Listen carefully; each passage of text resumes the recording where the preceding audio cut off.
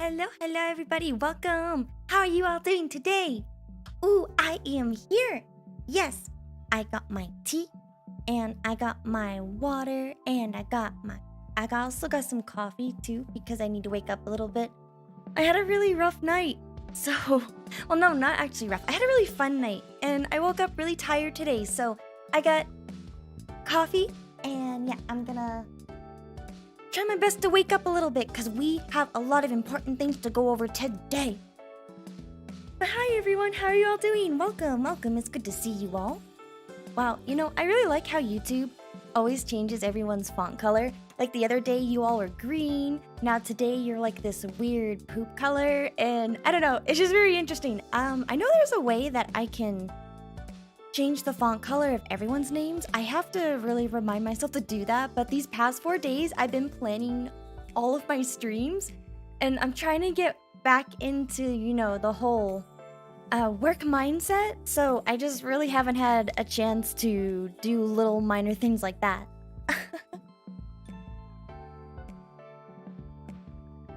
But yeah, welcome, it's good to see you all. I'm doing pretty well.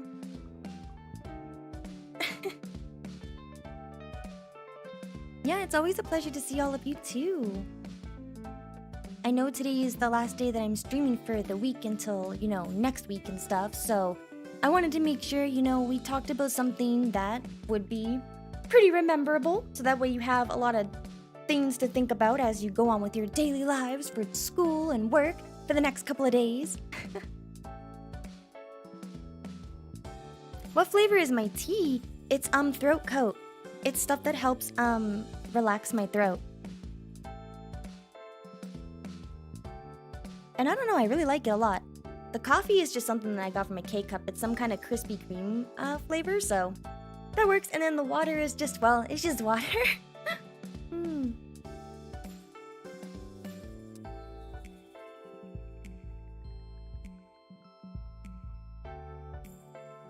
It's actually really good. I like it a lot. So, I'm sure you probably have all saw my little, the title and the thumbnail, because I need to try to be better about uploading my scheduled streams, so that way you can all have time to get notified, because I feel really bad when I do it like, an hour or two before I'm gonna stream. I should really do better on that personally, and I know I should do better. So, my bad if you're always frantic on when I'm gonna stream, but that's why I recommend joining Discord or following me on Twitter, because I also upload my schedules on those as well. But I'm gonna try to be better about posting it on the YouTube community page, or, scheduling it so that way you can see it in your recommendation feed. So yeah, I'm gonna try to be better about that. But the topic that we're going to be doing today, I know it's going to be a doozy. It is going to be a heavy one, because I literally spent all morning preparing for this last minute like I usually do. That's why I had a delay stream for an hour, because I needed more time. I really don't like to just wing things. I don't like to just go live and start my stream with like no plan in mind, because I used to do that and they were never really successful. They were never good streams. I always just, I did bad. They were bad. So, having a little bit more of a plan of what I want to do for the day has helped me out a lot, because I'm someone who really likes to have a little bit of structure. I don't like total structure though. I'm one of those people that needs to have maybe 50% structure and then 50% to just be creative and to freeform things, Like I know some people like to be all or nothing, but I like to have that in-between spot. It helps keep my thoughts organized while also still being able to be creative. It's the classic ADHD to save it until the last minute. Hey, it makes me motivated to actually start doing it, okay? It makes me motivated and I can, start to really plan. So yeah, it's definitely, you can totally tell, like, that is something that I always do. I know. So let me take a sip of my drink. You know me so well. I'm glad I'm not the only one that does that.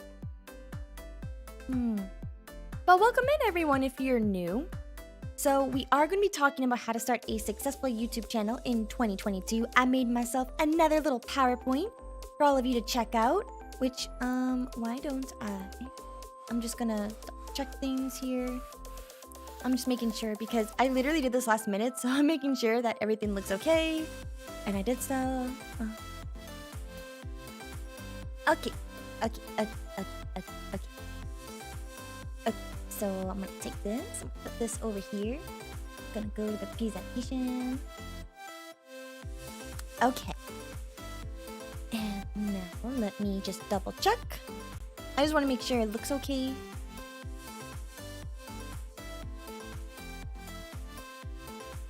Oh.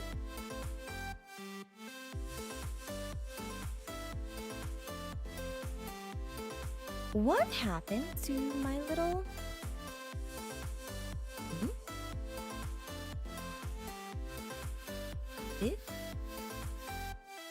Oh, why is it doing this?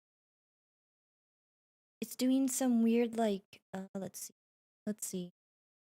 Okay, I have this looking okay, but it looks like my overlay is being weird. So I'm wondering if I can add just a different image, because it's like, let me do this. Okay, it looks like I can do that. Okay. See, you don't see what I'm doing right now, but something weird happened with my overlay, so I'm just fixing it right now because, yeah, I don't know what the heck just happened. Okay, so it looks like it's gonna look good now. Okay, cool. Had to double check that. So you should always proof check your OBS before you start streaming. Don't be like me, where, you know, you literally wait till the last minute because things can break and you have to fix them. So yeah. You don't want to be like that. Okay, so it looks like the majority of you are in here now. So, yeah, I do have a Discord that you can join. Just this. And, you know, Streamlabs will put it over here in a second whenever it gets a chance. So, yeah, there we go. Yeah, there you go. So now the link will appear because Streamlabs takes a little bit. So, you know, it's a little slow on YouTube for whatever reason. So, today, we're going to be talking about how to start a successful YouTube channel in 2022. I have a little PowerPoint that we're going to be going over it and doing. But before, you know, we do that, I do plan on making this into a video, just like how I did the other day with the how to debut as a vTuber.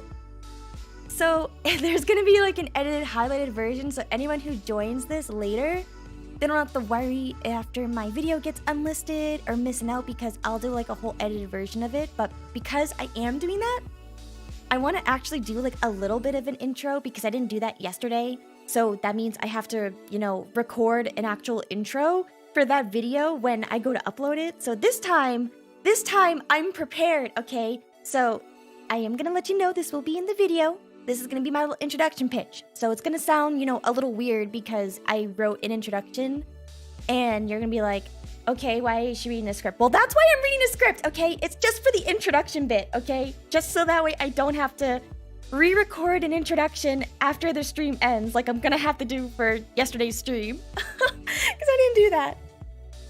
See, you learn. I make mistakes all the time. So yeah. I'm sure you've seen other YouTubers or streamers do this all the time. You'd be surprised. I'm just very transparent about what I'm about to do next. A lot of them, they'll just do it and you'll be like, what the heck? But yeah, that's why they do that sometimes. So, all right, I'm gonna do my introduction real quick. If you'd like to say, well, I mean, since we're on YouTube, there's no point in saying hi YouTube, like some people do. You could be like, I was here, or something. Or you could spam some emotes, whatever you'd like. But yeah, I'm just gonna do my intro real quick. Let me take a sip of my drink and then we'll get started.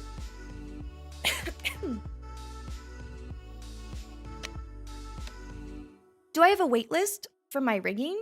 No, there's one person who commissioned me, but they haven't sent me their PSD yet, so I'm just waiting on them. So if you have your PSD already, you can definitely commission me and I would just work on yours because I just don't have the PSD for the other person yet. So, yeah. Okay. Right into our introduction, starting right now. If you clicked on this video, then you probably want to know how to start dang it! I have a script and I still mess up. This is what it's like behind the scenes for me. FYI, when I want to film, I do multiple retakes. So we're gonna start again. Okay. Take 2. If you clicked on this video, then you probably want to know how to start a successful YouTube channel in 2022, right? Well, hello. I'm Mari Yume, and I'm here to help you with that. But before I start explaining the how-to YouTube success, I first want to say Happy New Year. I hope you've been enjoying staying indoors and not knowing what grass feels like because, as you know, many of us are still stuck inside at home due to the pandemic. And since so many of us are inside, not absorbing the sunlight, there have been an influx of people who want to start their own YouTube channel. And if you're watching this and are on the fence about starting a YouTube channel because you think it's oversaturated or you won't be successful, then let me explain why you should make videos on YouTube. And that's it, the introduction's done. Second take, that's all it takes. Hi viewers, you were first.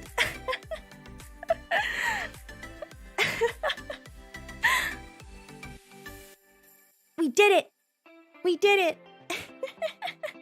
We did it. We got through the intro. Good job, everybody. We got through the intro and it only took 2 days.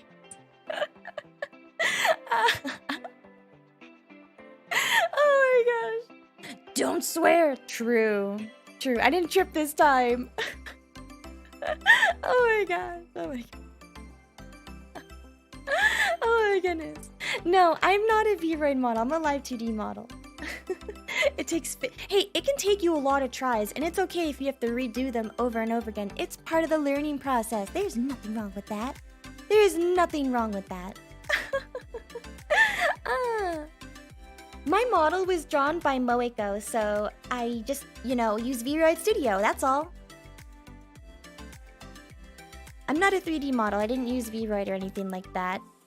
But I did do the rigging for my model, so that's why I have a lot of 3D effects, because I'm just that talented. Okay, so, like I said, I did do a little, PowerPoint right here.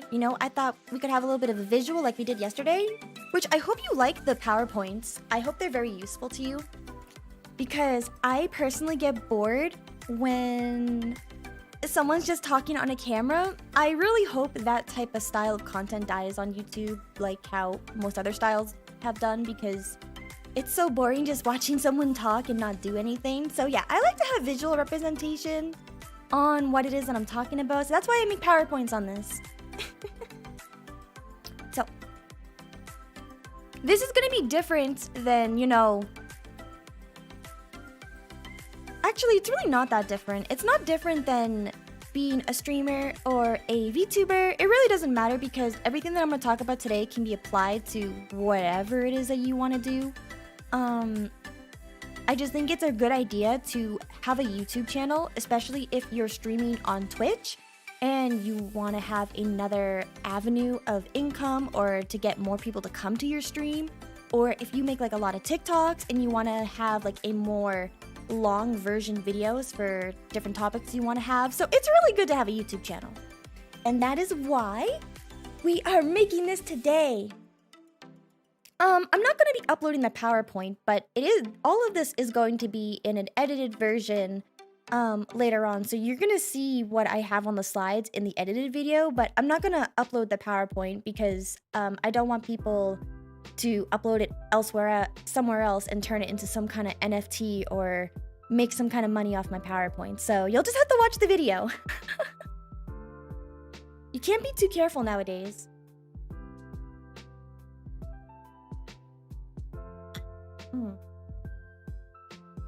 I try to come up with a lot of big brain methods. But we'll get into that about how I become more unique with stuff too. So yeah. All right, let's get started. So before, again, we talk about all of this, I just wanted to say, when I do these little classes, I really just want to give my best tips and advice that I can to help you grow in whatever it is that you want to pursue, whether it's art, music, video editing, streaming, whatever it is. I really just want people to try their best. And in order for them to try their best, I feel like they need to learn the proper knowledge on how to be the best version of themselves. So I just like to have these little nice quotes. You know, when we do classes here, we do our best to support each other and try to learn together, because at the end of the day, we're all just trying to make a living. You know, we're all just trying to do our best and be successful.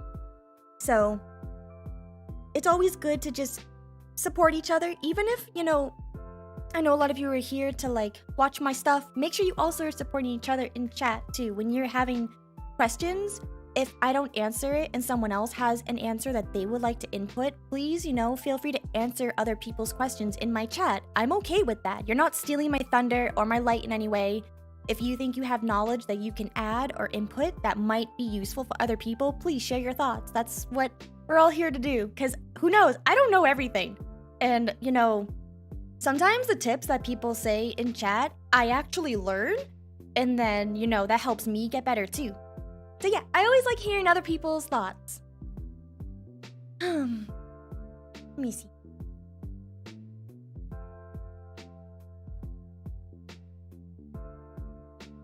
Heck yeah, let's go. So that was just like a nice little food for thought. I always like to include that kind of stuff.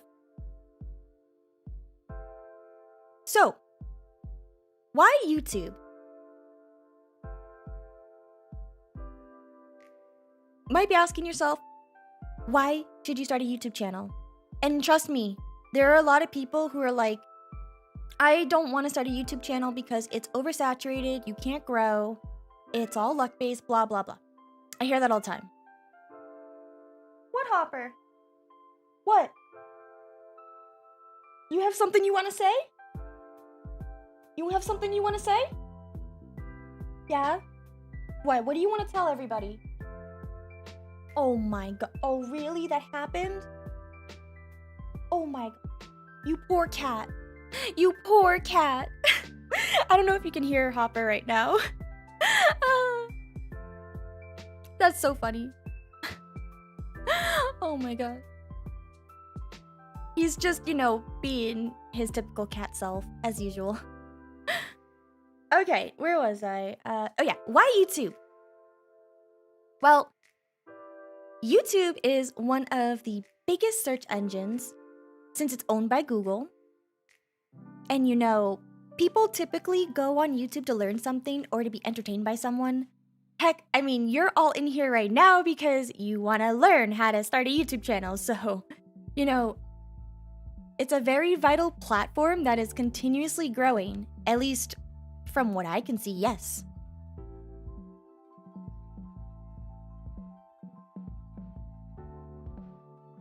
And since this platform is continuously growing, this makes the platform really good for discoverability, especially since the algorithm does its best to recommend videos it thinks that you will enjoy based off your search history. So yes, Google is constantly writing data and making a profile about you if you didn't know that. And yeah, they are very interested in why you watch so many VTubers. So they start to recommend more VTuber content, and then you start to fall down the VTuber rabbit hole in this never-ending spiral of just anime waifus and husbandos. So enough about, you know, my search history. No, Hopper's my cat.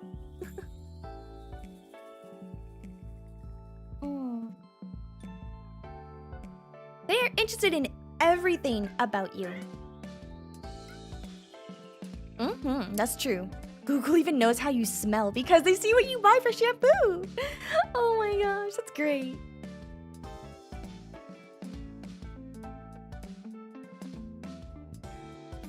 And even if you've already started a YouTube channel, then maybe this can be helpful for you to how to make your stuff a little bit more successful.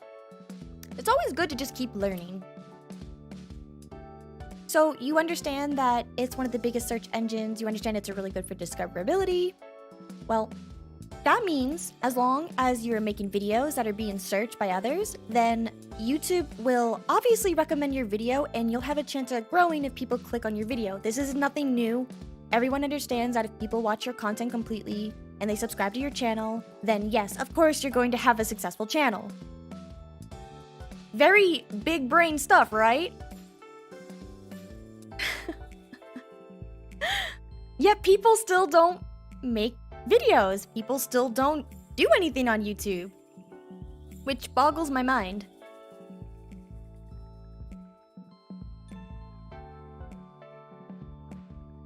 And it boggles my mind because you can make a video, upload it, and then go to school or work a full-time job, and if your content is good and well optimized in the search engine, then YouTube will recommend it to people while you're busy working on something else.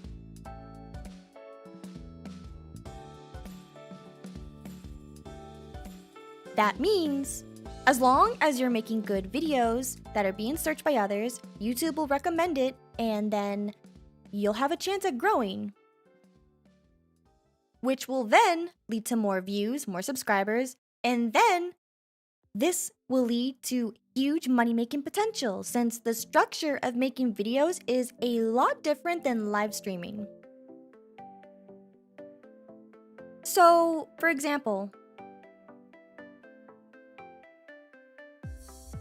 you can have a lot more flexibility on the time and day that you post because you don't have to worry about people being online on the platform when you upload.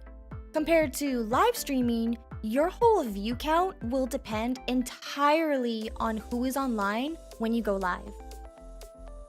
And to me, that just seems a lot more, That just seems a lot more appealing to make videos rather than live streaming. Now, you can live stream and then turn your live streams into YouTube videos later on. Like, you can definitely save yourself on time and get the best of both worlds. It just takes a lot of planning and structure to make sure that what you're streaming will make a good YouTube video. Which, maybe I can cover something like that in another video later on if you're really interested in that. I guess just kind of let me know. Because turning your live streams into a video is a whole other process rather than just making videos, but it still has the same general concept of it has to be interesting.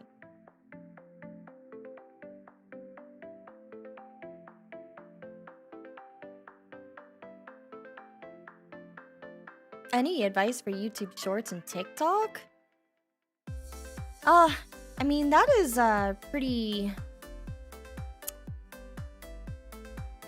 interesting question because they're different platforms in a way. So like YouTube Shorts has a bit of a different consumer rate than making actual videos, but it still applies to the same concept of it has to be interesting. It has to be something that's gonna make people want to watch it, which, you know, you'll probably, again, you can apply a lot of these tips to everything else that you want to make for your medium, and I'm gonna go into in a second how to make your content more appealing, so don't worry.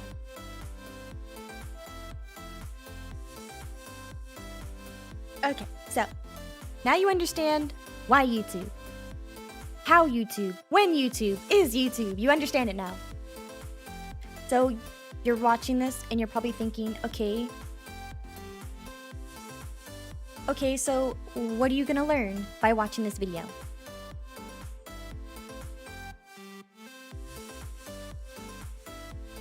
This is just kind of like a little quick list that I made to kind of, I guess, highlight what I want to talk about today, because there are a lot of videos on how to start a YouTube channel, how to make better content. There is like so much of it that you can just search on YouTube. But what I want to specifically talk about today is how to create your YouTube channel, how to decide on your content niche, learn about trends and SEO, incorporate brand into your content, and learn what makes a channel successful on YouTube.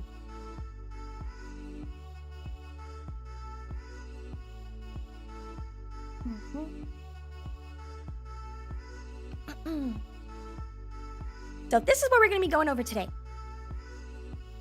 Very simple, right? Like, this all makes sense?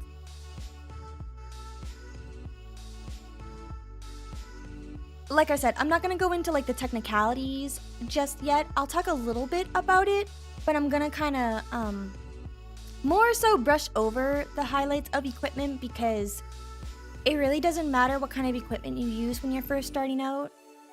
But I'll get into that more in a moment.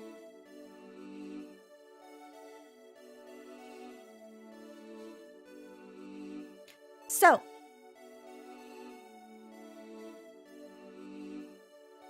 you're probably thinking, what defines success? So, what makes a successful YouTube channel? A lot of people have different ideas on what they define as success. Some people think it's having 1 million subscribers. Some people think it's making thousands of dollars every month. Others think it's having a lot of views on their videos, you know, etc. But for me, it's having that wow factor in my videos. I work incredibly hard on my content, and if I can get one person to watch my video and go, wow, I learned something, or wow, that really inspires me, then I consider that a success. And yes, I know what some of you degenerates are thinking. You're probably thinking that my thinking might sound really simple and easy to you. And that's because it's supposed to be.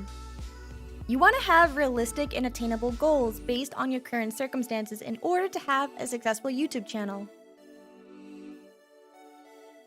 That's why over here I have attainable goals.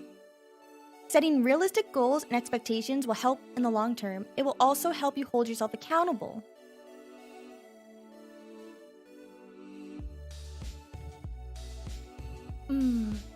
Okay, I do want to take a moment to address something in chat. I'm genuinely curious. Do you all think I'm a 3D model? Like, what about my model is 3D to you?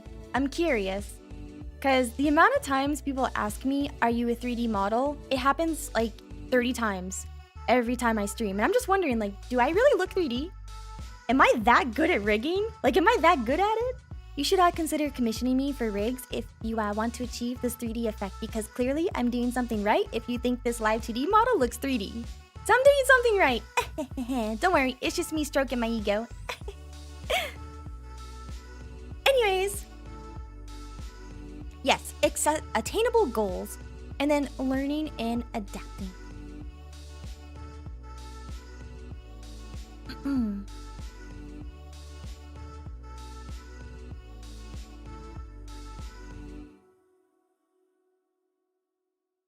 So after looking at this,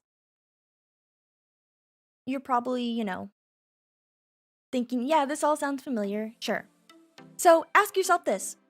What do I want to achieve this year on YouTube? Maybe you want to hit your first 1,000 subscribers and get your channel monetized. That is an incredibly realistic goal when you're first starting out, and you can absolutely do that within a year. No, actually, you could definitely do that within a few months being on YouTube. Setting small goals like this and having a deadline is going to help you be more committed to achieving these goals because you're holding yourself accountable. So, I don't know. Say you want to get to 1,000 subscribers and reach 4,000 hours of watch time on YouTube. So you can get monetized, and you want to reach this within 3 months of being on YouTube. So that's your goal, right? Okay. So you should plan what you're going to do to reach that goal, such as an uploading schedule, video topic ideas, you know, etc. And then start making your content. That's like a no-brainer, right? Okay. Now, let's say it's reaching the 3-month mark and you're doing everything you can, but you still aren't getting anywhere close to reaching your goal. Well, you got two options.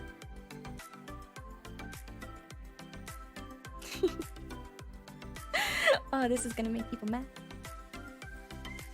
You can either quit and go on Twitter or Reddit, complain into the void about how YouTube is oversaturated and that it's all based on luck in the algorithm, or you can learn and adapt your strategy that you originally planned before. Thus, my next point, learn and adapt. Observe the world around you and the content you consume on YouTube. Then adapt your content. Don't be a I almost said don't be a Chad. Sorry, Chads. Don't be afraid of change.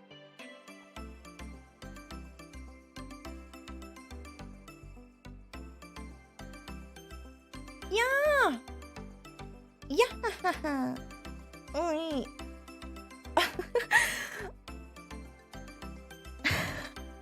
Oh my gosh. I love that. I love that.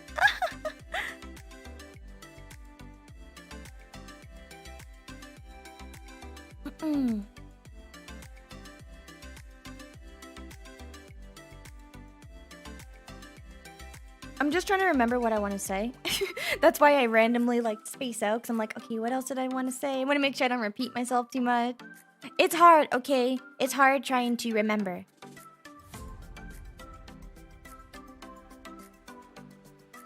Right.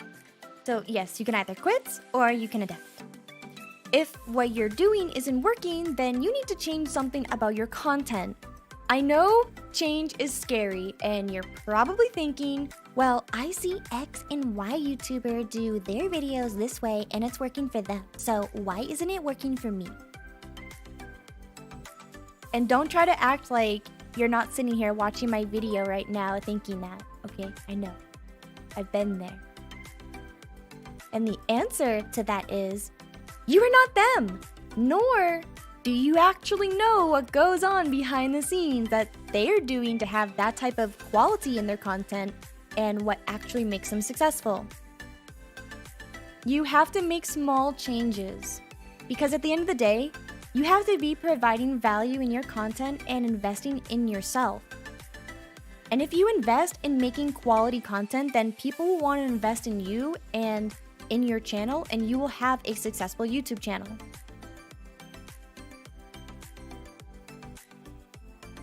Oh, Mr. Game Changer, thank you so much for the super chat. I appreciate that so much. Thank you, thank you. How are you doing? Welcome in, by the way. It's more than just copying them though, Aerith. Yeah, sure. Something might be trending, but just because you're doing a trend doesn't mean you're going to be successful in that trend. Yeah, you might get a couple of views, but you're not like the other hot tub streamers, okay? There's a reason why it's working for them. You have to figure out what you can do to make it work for you, because just doing the same thing is not going to work. Thank you. I like my avatar a lot too. I'm very cute.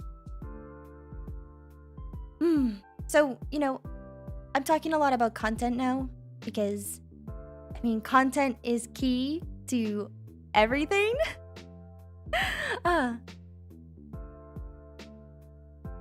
So, content. Step 1, content. I hope you like these PowerPoints. I hope you like my visuals. You're probably like, hey, who's this? Y'all recognize this face? We'll get into this face in a moment. This flesh tuber. We'll use a flesh tuber. So keeping these points in mind, let's go over what makes, good quality content.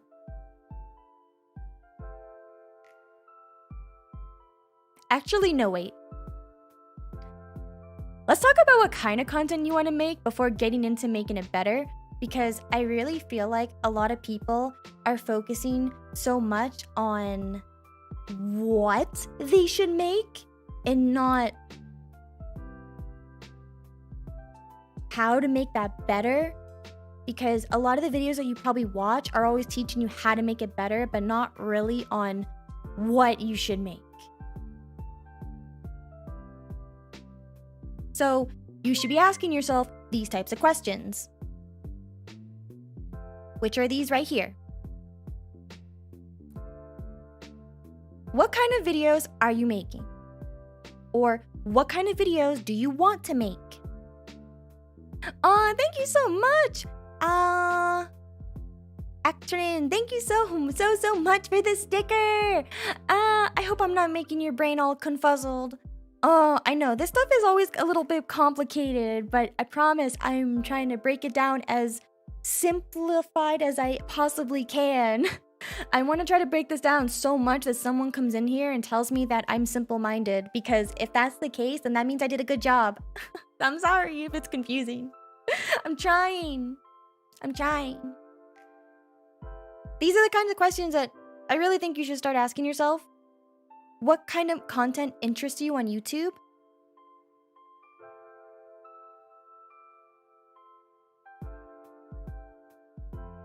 What kind of content interests you, and what do you think you can emulate into your own content from watching others?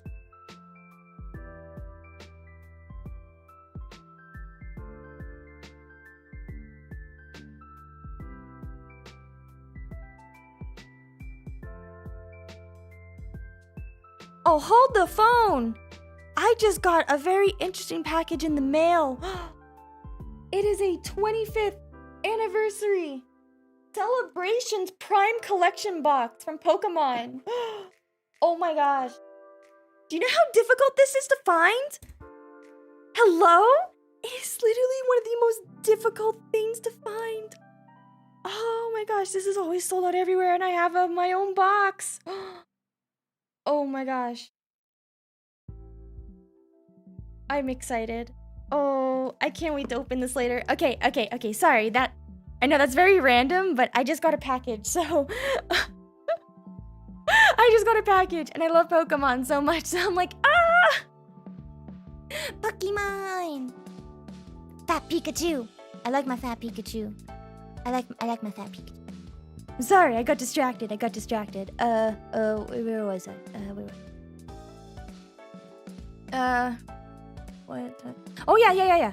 What type of content interests you, and what do you think you can emulate into your own content from watching others? So you found what kind of content you want to make, and you found some YouTubers you want to try to emulate, and that's great to know you're inspired by these other content creators. But you need to think about what makes you different from them, because being unique is what's going to separate your video from theirs.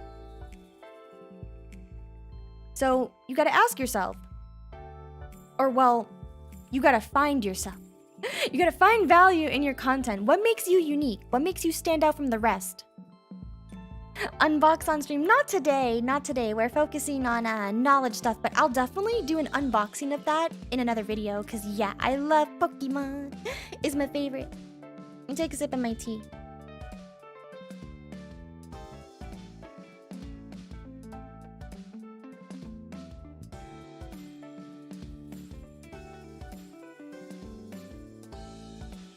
I feel like my little stream webinars are a lot different than like other streamers, because again, I feel like a lot of them like to go with the flow. I like to have 50% of going with the flow and 50% with structure.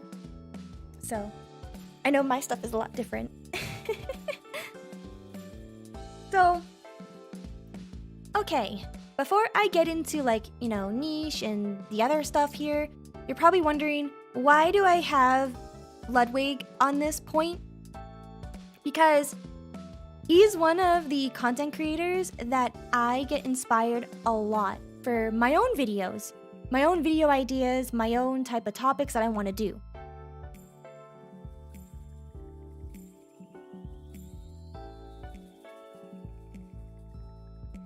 And I just think he's a really good example to use for this entire PowerPoint, and I'll get into why I think that in a second, because yeah, I like to use him as an example in a lot of my videos, because yeah, he's just really good to learn from. So, I see a lot of people in the chat talking about niche right now, or niche, however you want to, pronounce that. And you're probably seeing like the 3 and the 4, and you're like, what is that? Blah, blah, blah, blah, blah. So niche or niche is something you probably have heard numerous times on the internet, and I feel like this is something that people get confused on because it's a complicated word to explain. But the best way I can simplify this is changing the word niche to category.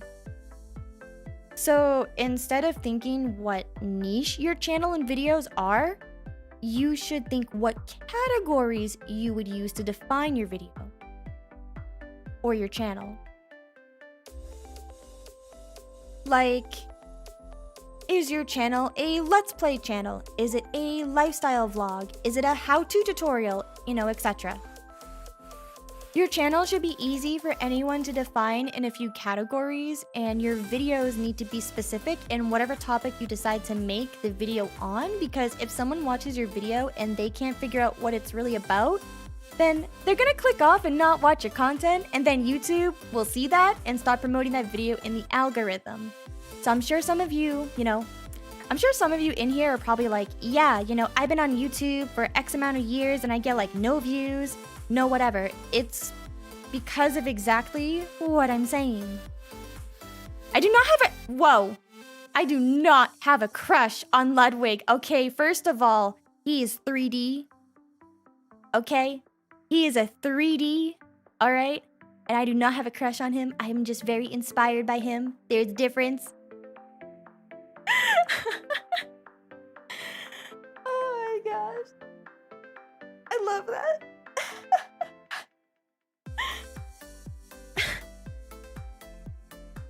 Oh my goodness. Y'all are bad. Okay. So now that you understand what a niche is, how are you going to decide on a niche? And I feel like it's a good idea to pick between 3 to 4 niches that are variety. That doesn't sound right. I feel like it's a good idea to pick between 3 or 4 niches that are either broad or specific topics, because you don't want to limit your channel to only making one type of video. If you look at like a lot of old channels, a lot of them just make the exact same content and they feel like they're stuck, because if they switch, it's the same thing with streaming. If you only stream the same game over and over again and you build a whole following just on that one game, when you go to switch it, you're gonna lose a lot of your viewers because that's all they expect from you. So that's why you don't want to limit your channel to only making one type of video. Otherwise, you might start to get burned out. Having some variety is important to growing a successful and sustainable YouTube channel without making you go insane. So, for example, my channel is about VTubing related content, and that is a very broad niche since I talk about live 2D, VRoid Studio, how to be a VTuber, character design, and drawing VTuber art. This is what I use to make evergreen content and discoverable content, which I'll get into in a moment.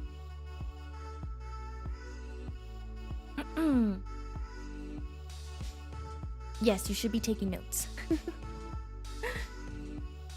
Then I have my edited stream highlight videos. These videos don't do as well on my channel compared to my how-to videos, but I make these because I know there are many people who want to watch content that specifically pertains to me. And, speaking of pertaining to me, I also include storytime videos, and I also include skit videos. People genuinely love storytime videos, and I enjoy making them because they're a lot more laid back than my skit videos, which tells a story about my VTuber lore. And if you've been on this channel, you know my lore is very complicated and it's still being developed. So, you're all picking your niche. You have an idea of like what kind of content you want to make. You have content creators who inspire you and you want to implement or sample stuff from, and you know what makes you unique, okay? Okay.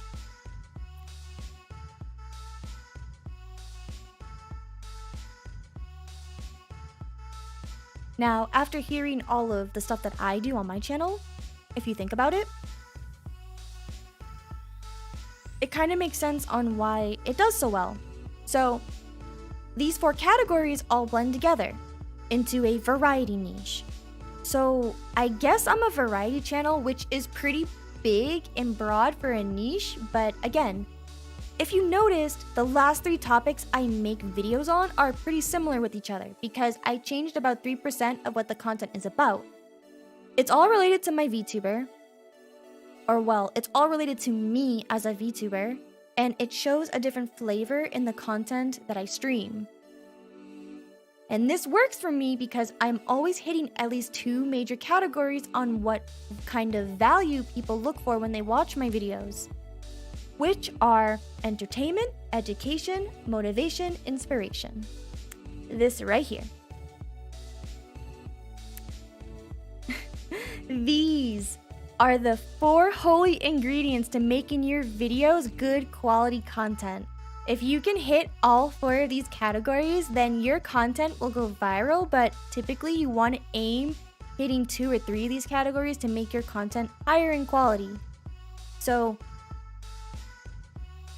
if you think about it, you know what you want to make, you know what interests you, you know what you want to implement. Now you know how to make it a higher quality video. You know how to do both, okay? You know how to do both. So if you are a, let me see.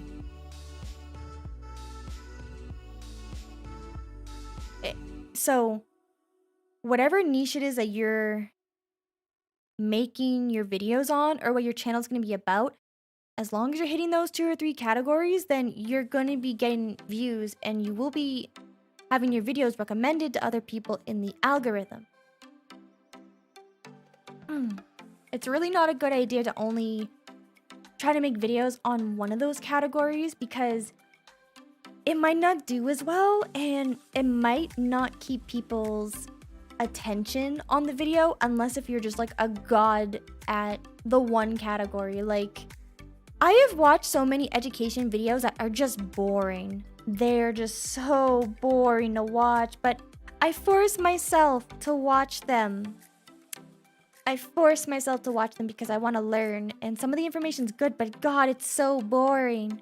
And then there's like the entertainment videos that you might all see that get viral and explode, where it's like edited highlights of someone. And you know, personally, unless if I'm really invested into that YouTuber, I really could care less.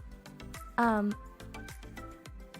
I think the phrase is I couldn't care less, more so than I already do, if they made some kind of Minecraft compilation, you know, like I don't care, I don't know who this person is. So it's really important to just hit between 2 to 3 of the other categories. And you know, it's a good question. What is the difference between motivation and inspiration? That's actually a very good question because they are similar, but they are also different. There is a key difference between those two. Inspiration is what will allow other people who watch your content to come up with ideas of their own that they want to do.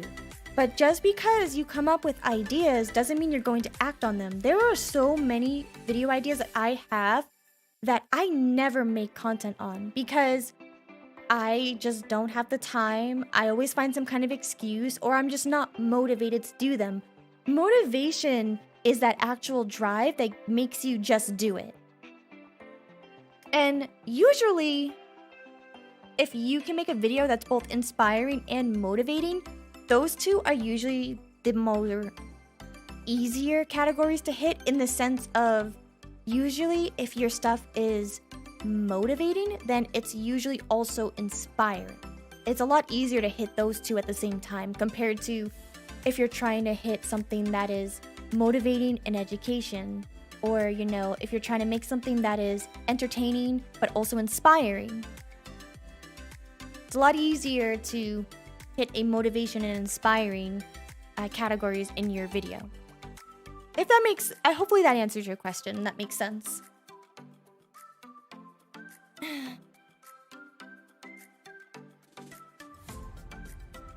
And like, you don't have to take notes right now. Like I said, I'll do like an edited version later too. So let me take a sip of my water.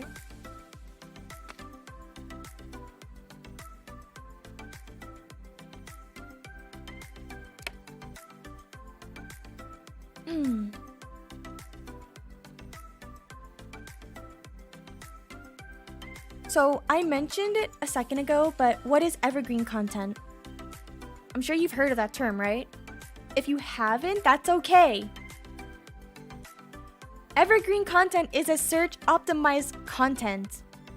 At least specifically on YouTube. It is literally content that is search optimized, which goes into SEO, which I'll talk about in a little bit. But yes, evergreen content is search optimized content that is continually relevant and stays fresh for readers over a long period of time. And I read that literally off of the Google dictionary when I Googled, what is evergreen content for YouTube? So that's very boring. No one wants to read off of that. So let me rephrase it in like a more simplified and easy, more fun way. Evergreen content, especially for YouTube, is content that people will always want to search for. For example, this video, how to start a YouTube channel. Someone is always going to want to learn how to be a YouTube. Someone is always going to want to learn how to be a YouTuber or how to start a channel. That is never going to die. There are a lot of video topics that might be trendy and popular right now, and then no one's going to remember them in like a couple of months or a couple of years. It's content that will always have searches. People are always going to want to learn or watch this kind of stuff. That is evergreen, which means you make a video and it will forever continue to produce views and thus give you money. And you can do evergreen content in any of those categories. So you can make evergreen content in the entertainment category. You can absolutely do that. Same with education. I feel like when people think of evergreen content, they always think of education content because yes, Google, search engine, YouTube, yes, of course. That's the literal baby brain method to make evergreen content, but you can make evergreen content with the other categories too. It is possible, you just have to be creative.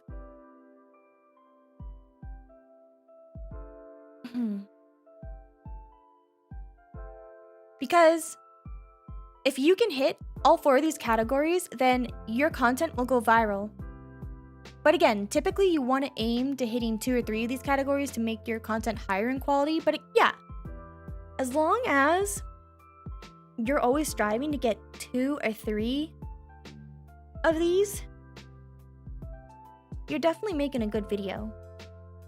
And you know, it's so hard too because I feel like so many people want to do the entertainment category because we all want to be a streamer.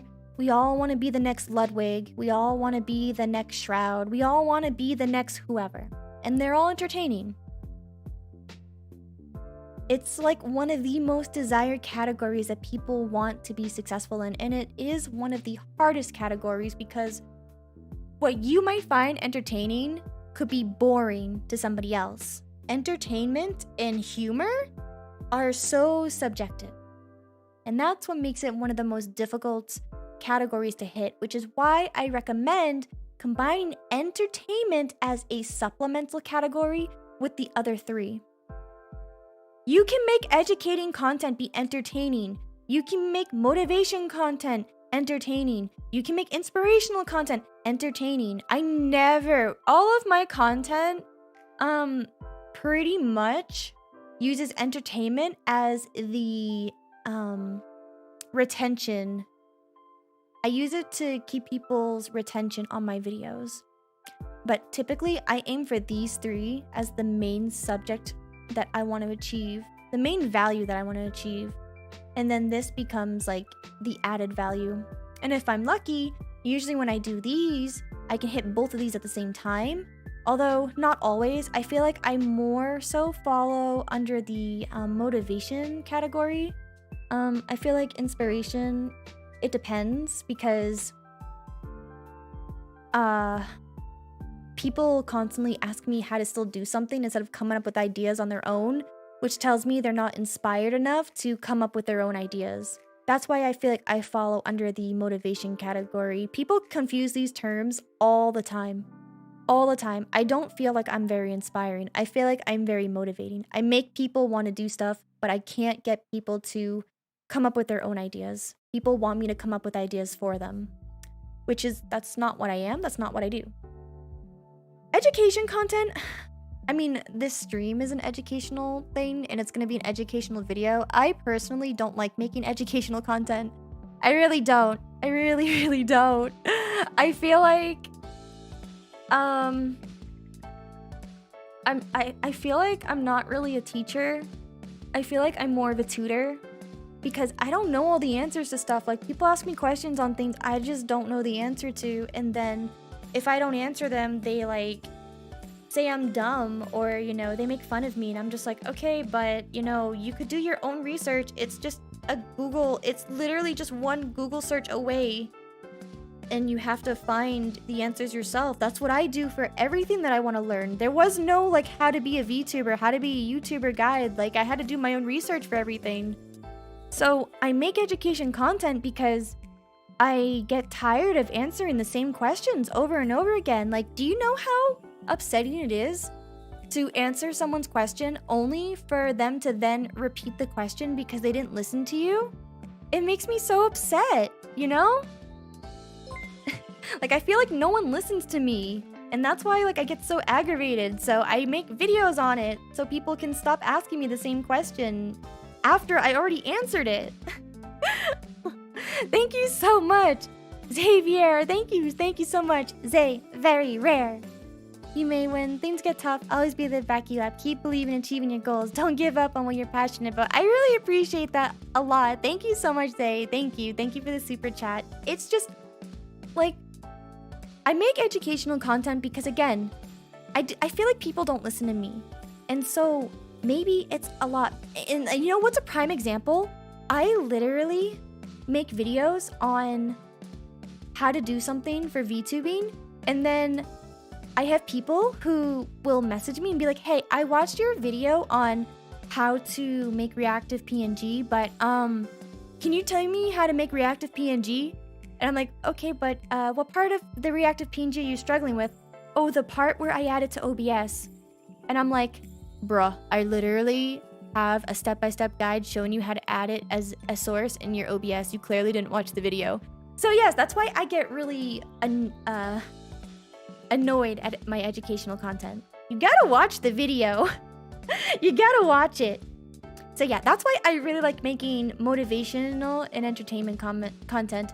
Am I gonna stop doing educational content? No, not at all. I just get really annoyed when people don't listen. But yes, that's really all I have. That's really all I have for content. At least, the broad basis of it. This is something you can go on forever with, but I'm not trying to do that. Let's move on to the next step. Step 2, branding. Yes, branding. Your brand is really important. I mean, take a look at this right here.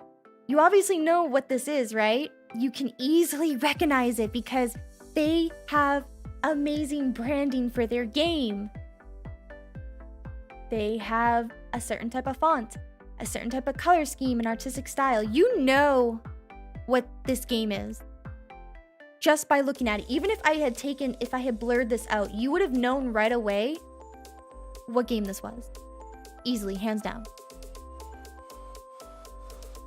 It's Sonic, my favorite anime. Shut up.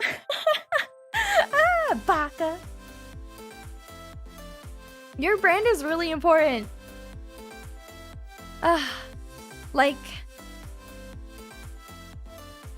before you even make your channel, you've already decided what kind of content you want to make. You need to start thinking about your brand.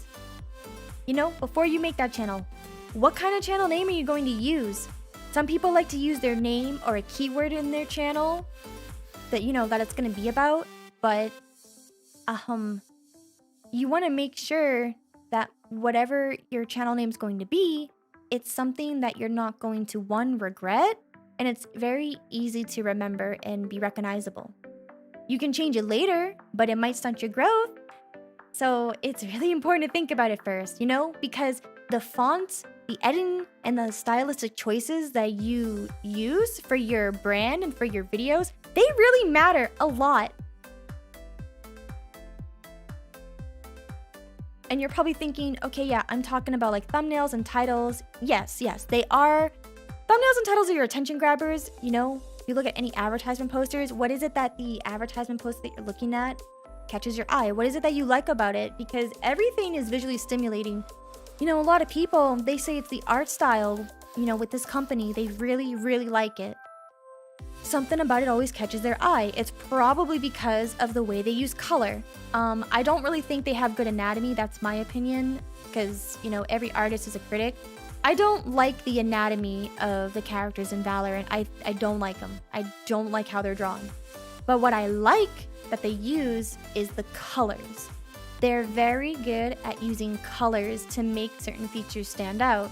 First of all, she's got twin tails. She's already the best character. I'm just saying. Twin tails or win tails. But look at how they use gradients and a glow feature to really highlight her hair. And this color of blue with the other lines, without really thinking too much about this character, because I don't play Valorant, I actually don't know what this character does, but just from looking at this picture, I can tell she has to do with something that's fast.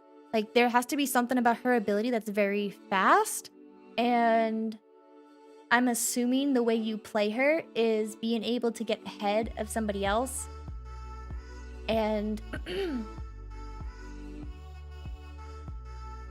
I can't really tell who the other two people in the back, because I don't know the characters, but the fact that she can zoom behind them tells me that that's probably her special ability. But they highlight that with just color on its own. Same thing with their own logo. Like, this is glowing. Sorry, my it's very dry in here, so my throat is getting a little dry.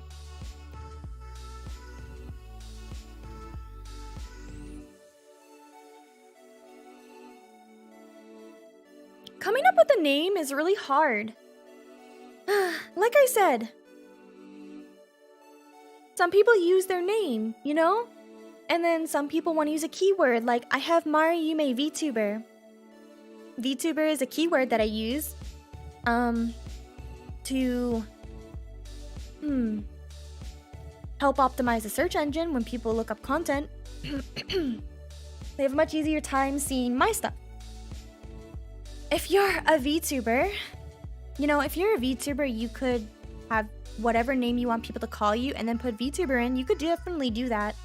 Just, again, make sure it's going to work for the type of content that you want to make, because why call yourself, I don't know, John VTuber if, you know, the content that you're making is cooking videos? That doesn't really make any sense. I have a humidifier, it's just that dry.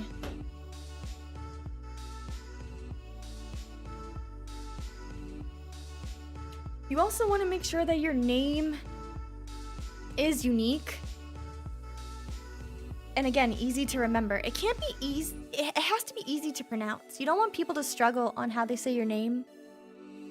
And I know it's very hard to like come up with that stuff, especially since you see other channels who have like these weird names and yet they have so many subscribers. I totally get that.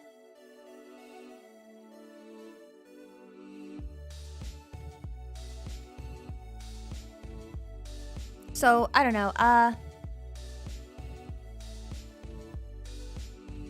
for example, let's say you are a gaming channel and you decide to niche down on Nintendo games and you want to upload edited versions of your playthroughs.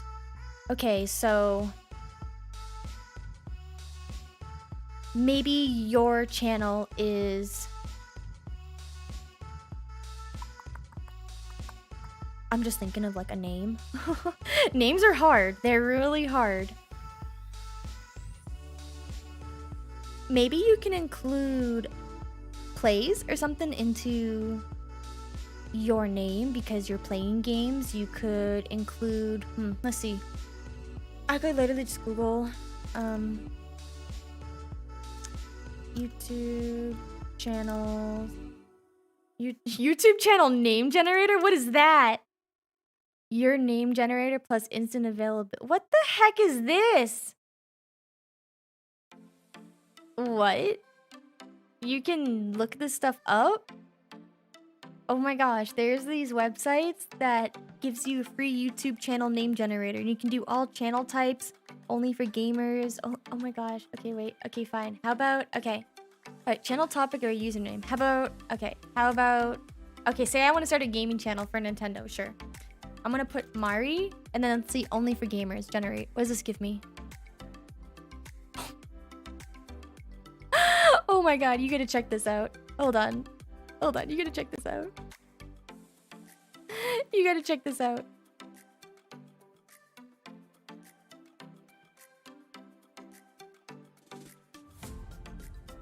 Let me see, can I get this to show? Okay, yeah, I can. Okay, check this out. Look at these names.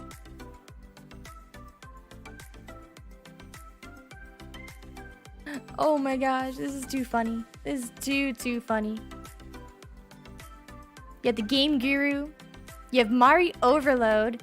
Groovy Gamer. Wireless Controller. These are so weird. Gamekeeper's a good name though. That sounds like a good name. Gamekeeper. Mari 60 FPS. That's a very interesting name too. You suck at game. That's a good channel name too. Oh my gosh. That's such a good channel name because it's so easy to remember. I really like Gamekeeper. I really like You Suck at Gaming. I like Mari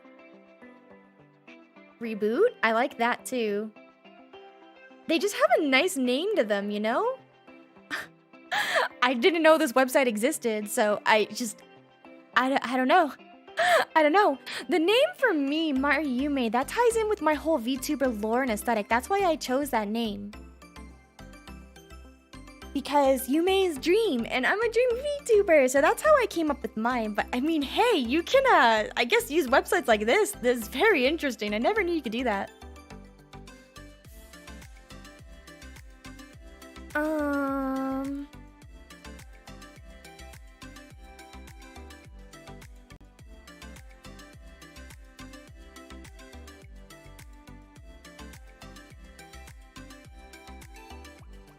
Hey, you know, it's a memorable name. I thought it was interesting. The FPS one is pretty good too, actually. I kind of liked that one. Although I'm not really that big into like having numbers in my name, but you know, it's not terrible, especially if my whole content was gonna be playing FPS games. But like, if I were, you know, to be like a Nintendo channel or something, say like, you know, I did Mari Games. Okay, say like I'm Mari Games. And I wanna play all Nintendo games. For now, like this is the kind of content I want to make. So before I would start recording my gameplay, I would start to think about what kind of goal I'd want to achieve in that video for viewers to be interested in. So, you know, I would start to take a look at like other Nintendo related content and see what kind of titles and thumbnails that other people are doing that get a lot of views. Because again, thumbnails and titles are your attention grabbers. So,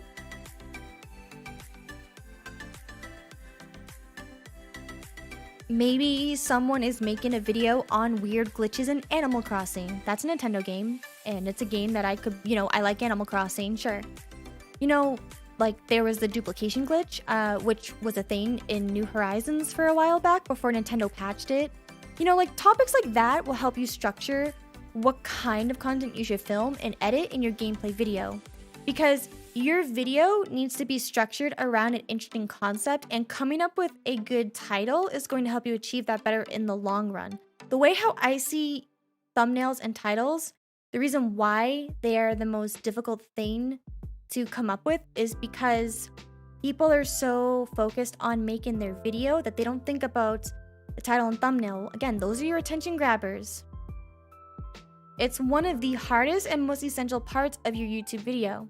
You should think about this first before even scripting, because coming up with a good title and having an eye-catching thumbnail is going to be the structure of how the rest of your video will be planned out. So again, you know, I like Nintendo. I want to play Nintendo games. I like Animal Crossing.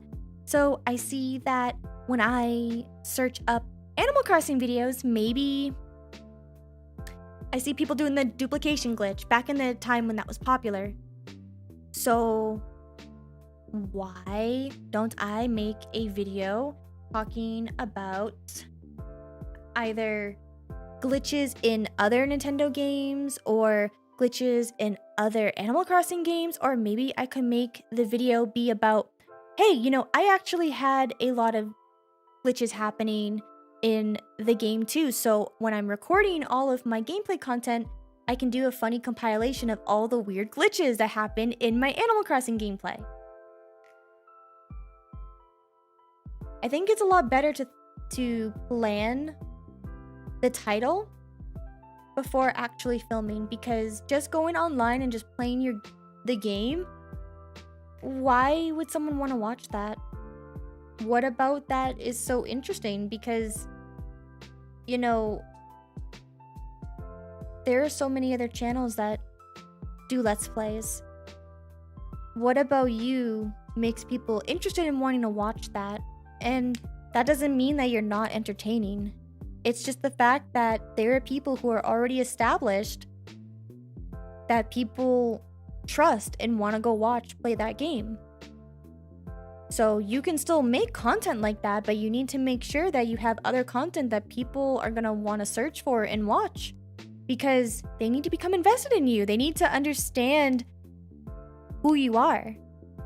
You can't just show up as a new business or a new restaurant out of nowhere with no advertising, no planning, and just expect people to come in. Sure, you might get a couple of people here and there trying to check you out because you're new, but people don't like change. They really want to just be around the same thing that they're comfortable with. That's why people eat at the same restaurant for like 10 years and they don't change. They don't change.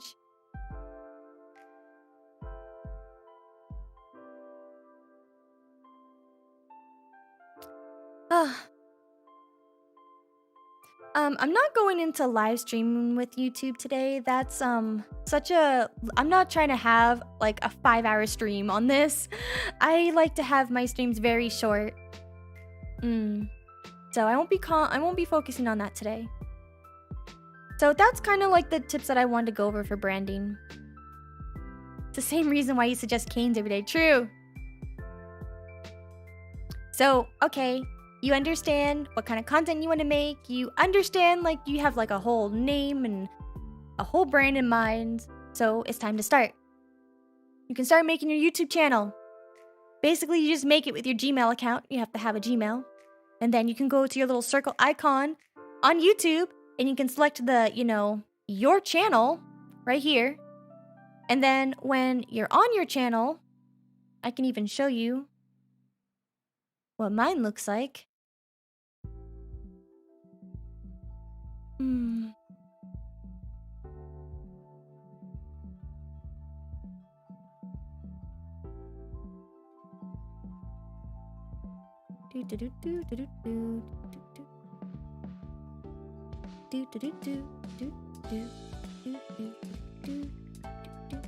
Getting the image. After you go to your channel,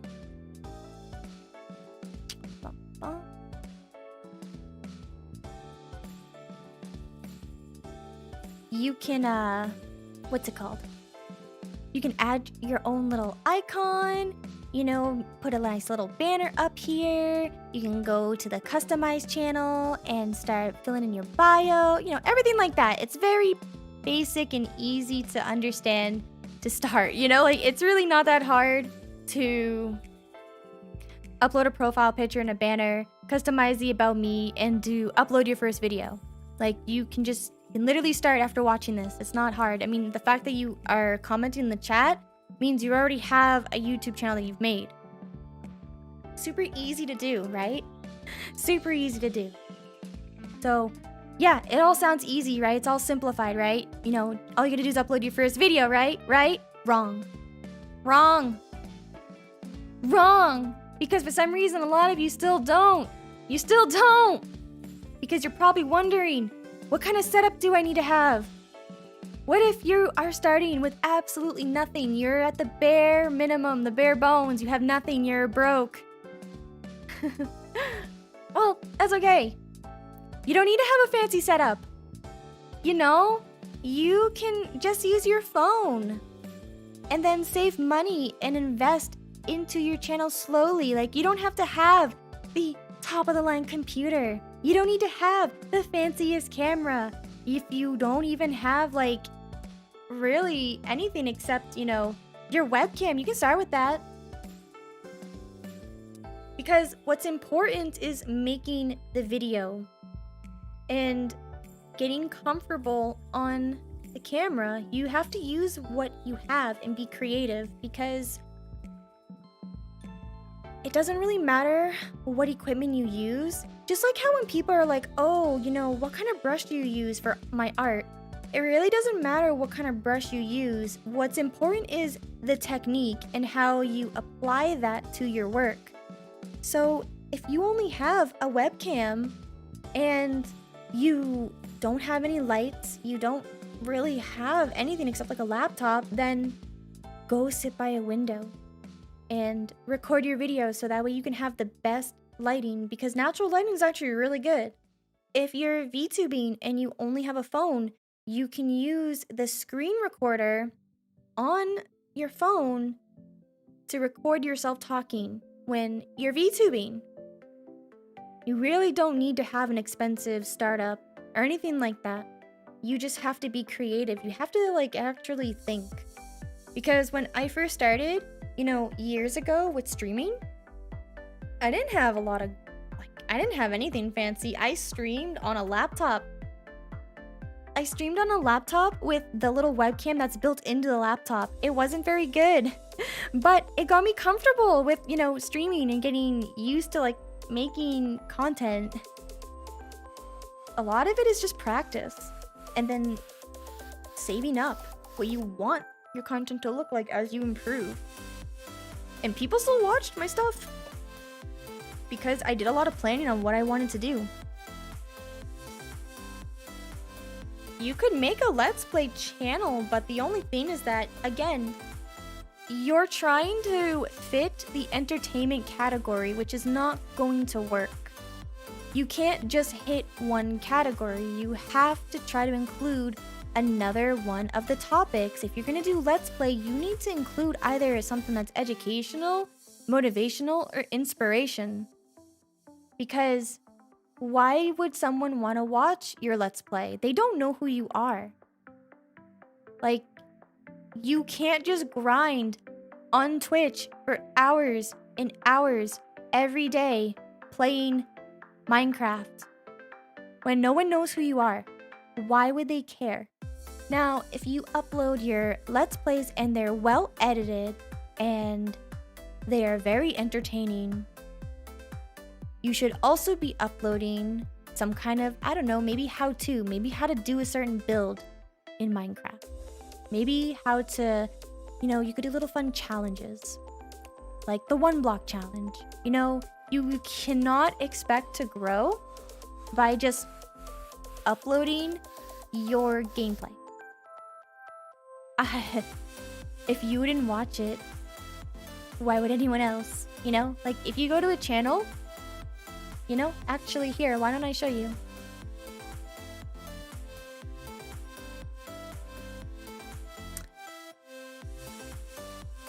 Why don't we look up? I'm just gonna type in the word Minecraft and check this out. Check this out.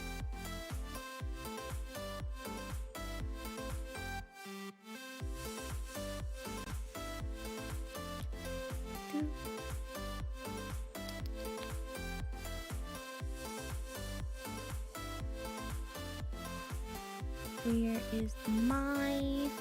Okay, my window capture. Here we go. This one? Okay, yeah, okay. I just wanted to make sure I got this right. Okay. So, check this out. when I type in Minecraft, look what, just from the one word Minecraft. Okay.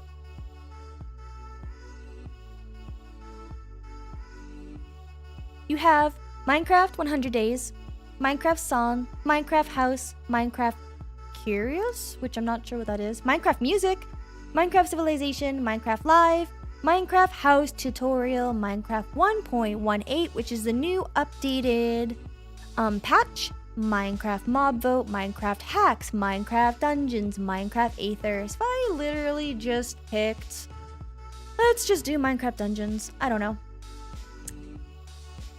Let's see. I became immortal in the new Minecraft Dungeons Tower update. I don't know anything about Minecraft Dungeons or what this really is, but just looking at these are not Let's Plays. This is an hour and 22-minute video, and it's a #1. And it's, oh, let's see. It's a gameplay walkthrough. It's not just a Let's Play, it's a walkthrough. This person has over almost 5 million subscribers, which means they're very well known in the walk play gaming community. It's a no-brainer that their stuff would get that many views, but yet this Blitz person who has almost that many subscribers, their video doesn't have nearly as much views. At least for right now, but it has a lot of views because the title and the thumbnail are very interesting. I can guarantee you within like maybe like another week or another month, this is gonna get pretty high up in views too because it's very interesting. And this is just Minecraft Dungeons. You look at these, you have a top 10. You have all boss fights. You have the before you buy. It's all different categories. They're not just a Let's Play. I do not see a Let's Play. I see a gameplay walkthrough, which is different than a Let's Play. I don't see a Let's Play. Which means no one is searching for a Let's Play unless if you are very well known. I had to scroll all the way down here for a full gameplay, which is probably like the Let's Play category, but it's still a walkthrough. And this person doesn't have nearly as many subscribers compared to this channel. And honestly, I wouldn't even watch this because I don't care. I don't care if this person has 5 million subscribers. I don't care. I don't care about this person because I don't know who they are. Why would I click on this? I am more interested in this video here. I think, okay, I know Minecraft Dungeons. What is this about? Or, you know, this, if I want to learn about it, I'm more interested in this. Unless if I am invested in this person, it doesn't matter how big their subscriber count is. I don't give a crap who they are. I don't care that this is #1. Even though it's on the second result, it doesn't matter. That stuff just doesn't matter. Like, people don't care about your gameplay videos, even if you have over 5 million subscribers. Only the people that care about them are the ones who subscribe to you. Because they're invested in you. But if you want to have new eyeballs and new people who want to watch your stuff, you need to make other type of content alongside your Let's Plays or walkthroughs. You cannot just have one type of content category. You're not well known. You have to combine it with something else.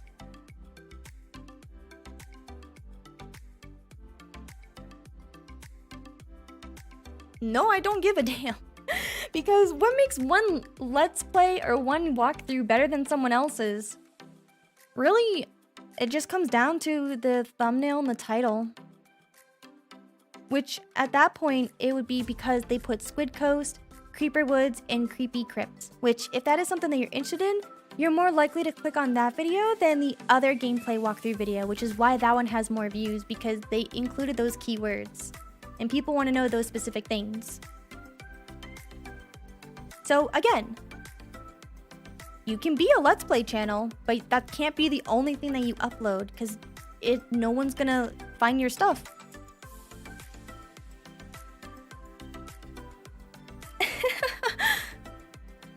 it goes back to like what I was saying before in my PowerPoint. People always want to be in the entertainment category, and it's hard. You have to combine other stuff with it because, you know, why would other people want to watch it?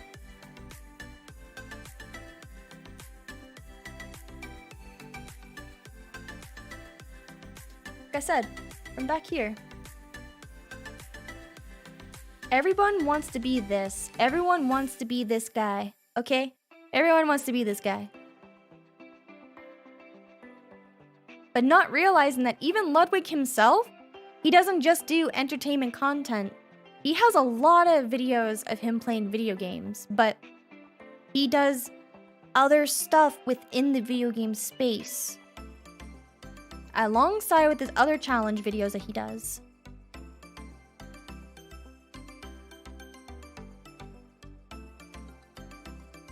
But yeah, this is definitely, you know, you gotta think about it. Which brings me to my next point. Who is that guy?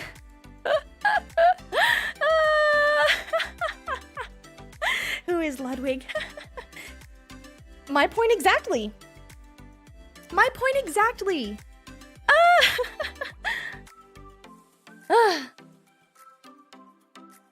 I included this slide because I feel like there's a lot of mistakes that a lot of new YouTubers make, and it kind of goes back with like what I was saying a minute ago. People always wonder why. They're like, I'm uploading my Let's Plays, I'm uploading my cooking videos, I'm uploading my art speed paints. Why is no one watching them? I don't understand. Why do all these other artists get so many views on their speed paints? Why is this person getting so many views on their gameplay? You know, like, people are just wondering. People are just wondering, why don't they have any views? Probably because you're trying to copy others. It's perfectly fine to look at someone else's content and to get inspired by them. Maybe you like their editing style and you want to use some of those techniques in your videos, or maybe you like the topics that they talk about. But you need to make sure that you're not just copy and pasting what they are doing because, again, you want to be unique. If someone looked at my channel and saw me making videos about the exact same thing that Ludwig makes and not changing anything to make it unique, then 1, I would get called out for copying him, and 2, they would just go watch Ludwig. Again, why does that other Minecraft dungeon YouTuber have so many subscribers and views on their video? Because they are already established in that field. Even though I don't care about them, I don't know who they are, they are established. People seem to like this person because they already know what to expect from their video. You can't be that person. I don't even remember what that person's name was. Was it Scott or I don't know. What was their name? I don't even know. I don't even know what their name was. That's because how much I don't care about them. So if I did care about them and I knew who they were and they were my competitor or whatever, and I wanted to be the next whatever that Minecraft dungeon channel was, then I need to do something that's at least 3% different than what they are, because otherwise they're just gonna go watch their videos and not mine. So making mistakes is definitely important, and even though you want to avoid these, you're probably not going to avoid these. You're probably gonna make these mistakes. Even I've made these mistakes. I mean, have you not seen my 7 mistakes I made as a vTuber video? I talk a lot about this stuff. About copying others. And it's okay to make mistakes. In fact, you should make mistakes, because that's how you're gonna learn. So, again, if I were to copy Ludwig with his video ideas, because I am very inspired by his stuff and what he does, I would get called out because, you know, I'm not him. I'm not a male flesh tuber that wears sweaters and light colored Crocs. So even though he inspires me and I like to emulate a lot from him, I use his content as an inspiration for my own ideas on videos and putting my own spin on it. So don't copy others. The next point is being impatient. If you don't have the time to work on your YouTube channel, then you're not going to see growth and it might not be for you. I spent all morning making this PowerPoint and writing down notes about things I want to talk about. It took me 4 hours to plan all of this. I know it's going to take me a bit to edit this too because I'm very picky about how I edit my videos and I don't expect it to blow up overnight. But I'm making this because I know there are going to be people who will want to learn how to start a YouTube channel and what it takes to be successful.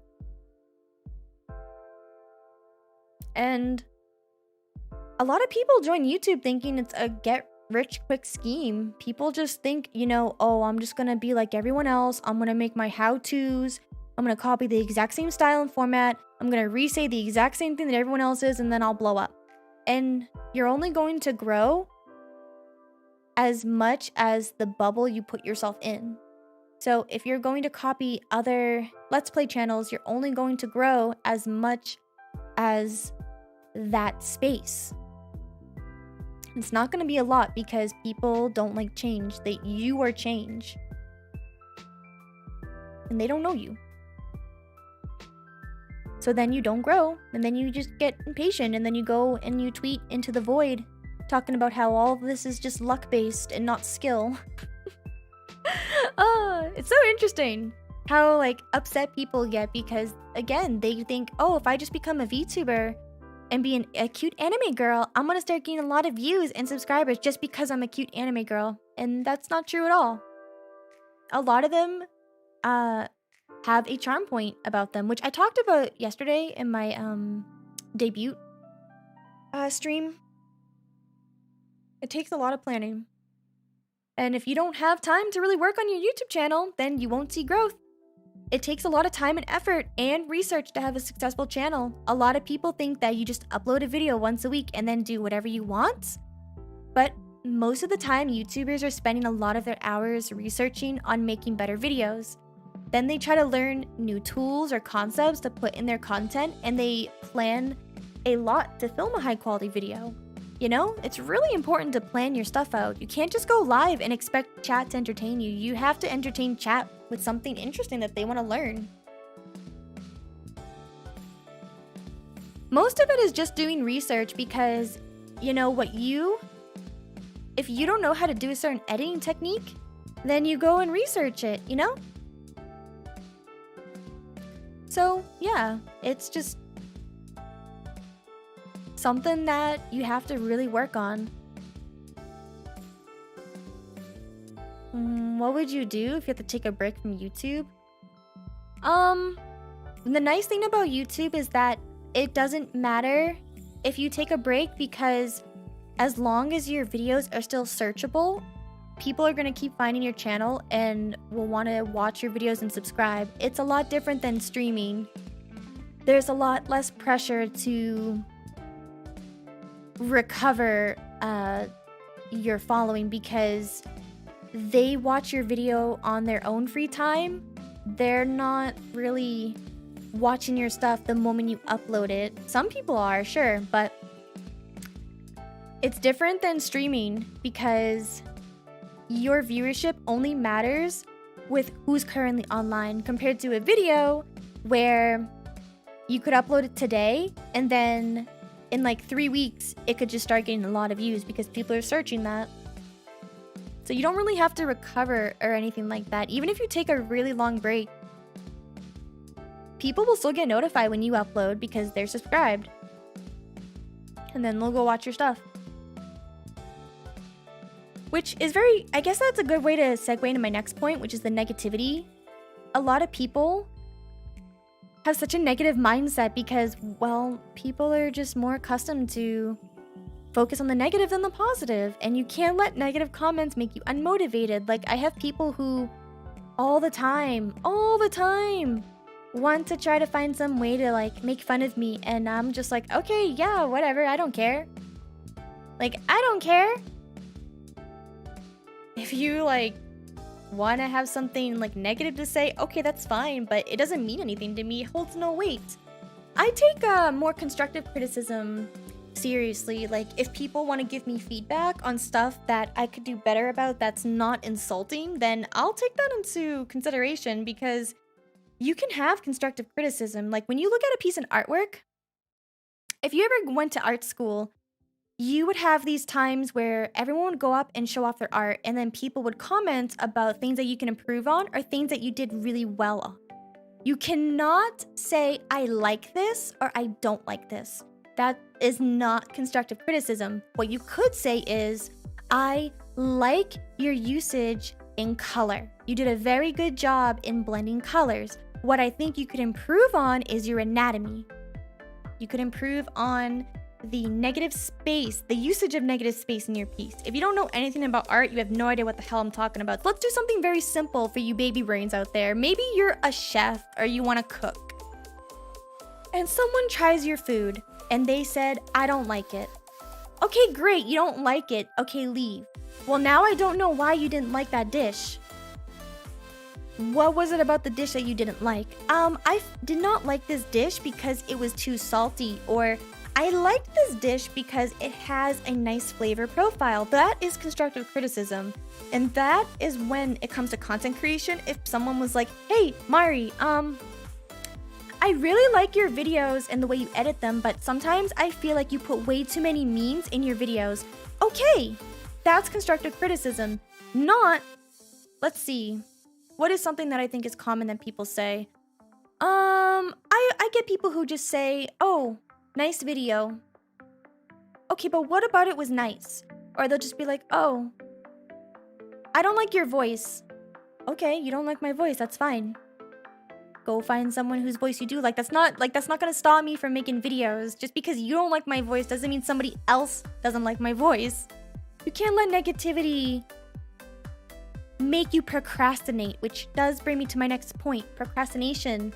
So many people don't plan anything. They think that you just start uploading your Let's Plays and you're gonna blow up overnight because you think you're the next PewDiePie and you're acting like PewDiePie, but you're not PewDiePie, so you're not blowing up. People are probably making fun of you because they're like, you're a PewDiePie wannabe and you're not growing. So you start to get anxious and you don't want to upload anything. You're just taking your time, not uploading, and you don't want to because you didn't plan, you don't have confidence in yourself, and you're a baby brain. Okay. Well, okay. Maybe YouTube's not for you. Maybe streaming's not for you. Maybe being on the internet's not for you. You should go work an office job where you won't get made fun of for copying someone else. Because at an office job, you have to copy other people and you have to do things the exact right way. Maybe that's for you, and that's okay. I think a lot of people are afraid to start a YouTube channel because they're afraid of failure and they want their video to be perfect. But you're not perfect. Unless you're me. I'm just kidding. Even I'm not perfect. You're gonna have to make a lot of mistakes and make a couple of bad videos before you start. And before you start to improve. And you can listen to this video, take all the knowledge in the world, plan your content, but if you don't actually start creating and uploading it, then you're not going to make mistakes and learn from them to get better. And you're like, I don't want to make videos and screw up on them, Mari. I want to make gold. I want my actual crap to be beautiful gold that people want to buy. I'm sorry, but you're gonna have to dig through a lot of crap to find gold. When you play Minecraft, do you know how long it takes for you to find a diamond block? It takes a while. You don't find it right away. You have to dig and dig and dig and dig. Sometimes you hit lava and die, but then you dig and dig and dig until you find the diamond. The one diamond. You're not getting a lot of diamond. I've played Minecraft, okay? You're not gonna get a bunch of diamond at once. You're gonna get that one diamond. And you're like, oh my god, my first diamond. My first video that got like 100 views, 1,000 views, 10,000 views. Oh my god, I have hit 1,000 subscribers. That one diamond. After all the other crappy minerals and materials and coal and stone that I had to go through, all the videos that I've made, like look at my old videos. They're cringe. I cringe when I look at my old videos. I cringe so bad. But I had to make those because I had to learn. I had to learn.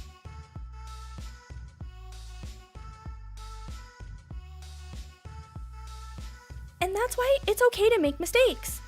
No one ever wants to talk about how important it is to fail. Everyone wants to just flower you in their other videos saying, yeah, you gotta do SEO, and you gotta be trendy, and you gotta be quirky. And oh my gosh, make sure you subscribe to my channel if you haven't already, because I'm perfect and my whole life is perfect. But actually, no. You really need to just screw up. And after you screw up, you can go cry about it, sure. But then after you're done crying, you need to wipe the tears away, get back up, and try again. And that's what makes me different than so many other creators, because I don't care how many times I fail. And believe me, I cry all the time. I'm constantly sad. I always cry. I always cry when I mess up. But I still get back up and I still keep making content. No matter what, if something that I do sucks, then I change it. I change what sucked until it gets better. So yeah. It'd be really cool to react to my old videos. That's a good idea. Maybe I will one day. So I just wanted to include this mistakes slide because, yeah, I feel like a lot of people just, they don't consider that it's actually important to make mistakes when you're starting out on YouTube, because making mistakes is vital, because you won't succeed unless you fail. So keeping everything that I've talked about so far, you're probably thinking, Mari, you said you'd talk about SEO and trends and stuff. Like, I want to actually know the nitty-gritty stuff. Okay, fine. This is how you make your videos discoverable, you degenerates that have been waiting this whole time to answer this one dumb question, okay?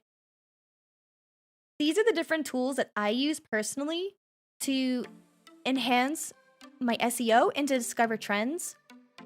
You can use the YouTube search. I showed you earlier, just by typing in Minecraft, how much YouTube recommends other options, because that is stuff that people have searched. YouTube itself is the beautiful way to find topics.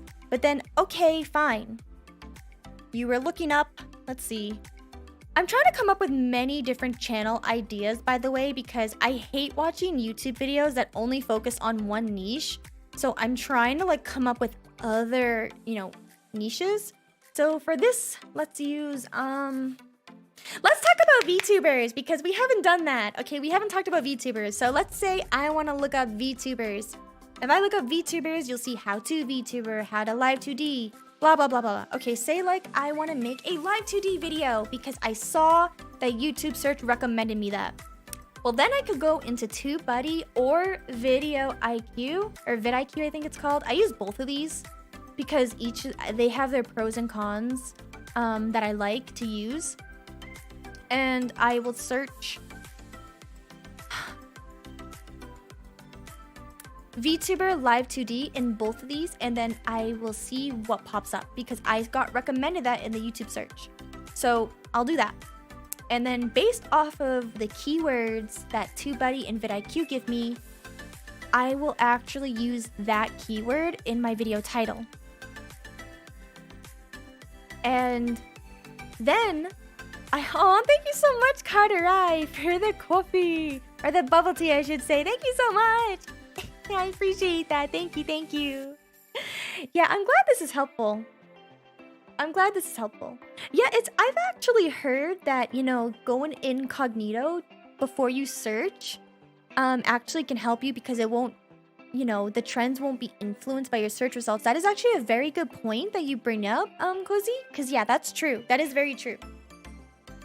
You can absolutely do that because, yeah, it won't be influenced by stuff that you've already searched. And then you could take that into TubeBuddy or vidIQ and come up with a keyword that you'll put in your title.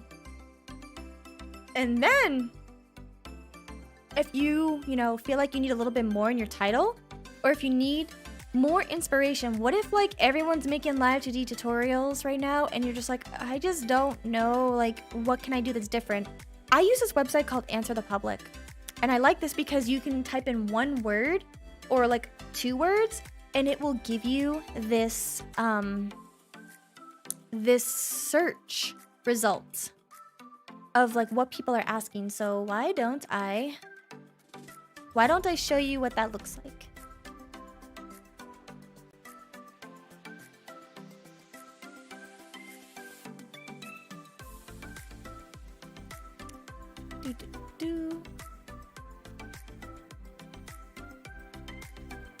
Okay.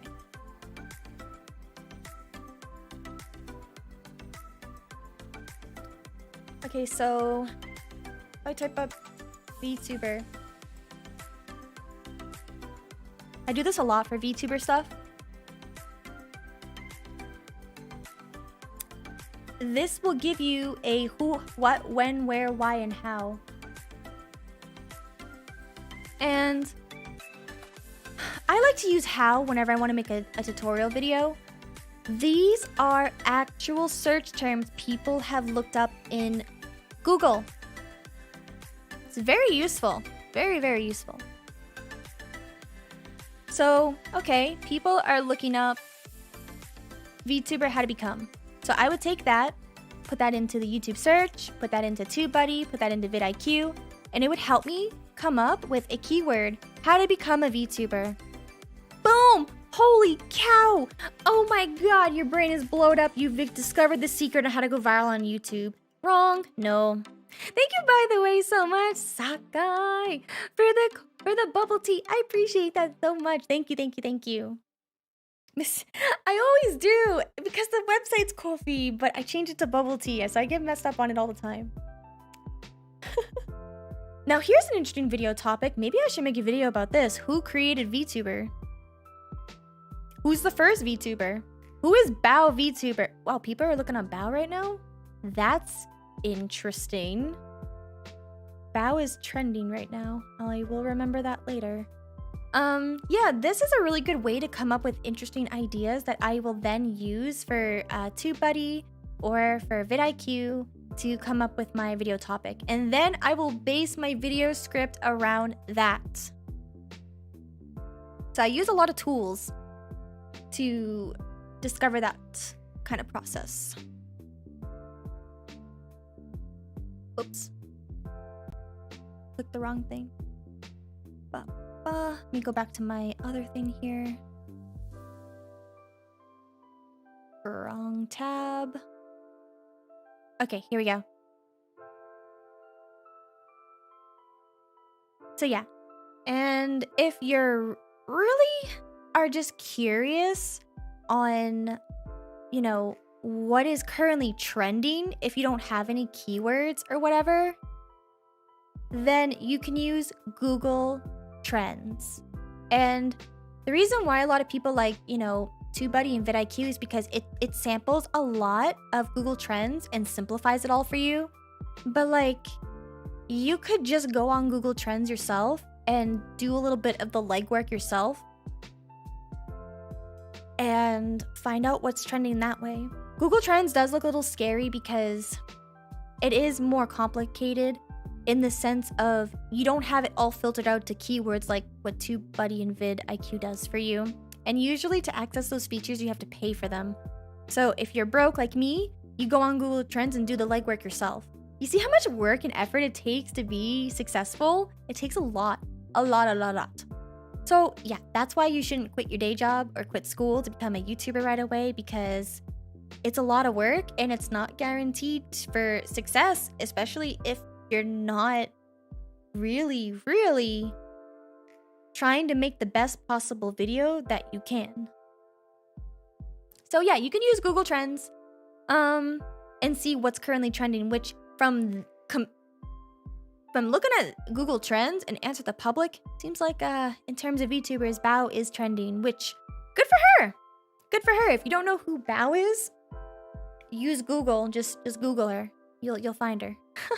And then I'll see that trend later when I look it up. So how did Mari start on YouTube? Yeah, I'm sure you're probably all wondering, how did I start YouTube? Pain. Pain. Pain. Pain. Pain. Pain. Did you know it took me 6 years to make a YouTube channel? My friends every year would be like, Mari, you should make a YouTube channel. Mari, you should make a YouTube channel. I'm like, yeah, I'm gonna make a YouTube channel. I'm gonna do it. I'm gonna do it. I'm gonna do it this year. This is my year. I never made it. Then I finally made a YouTube channel in like 2020. Right? Wait, how old is my channel?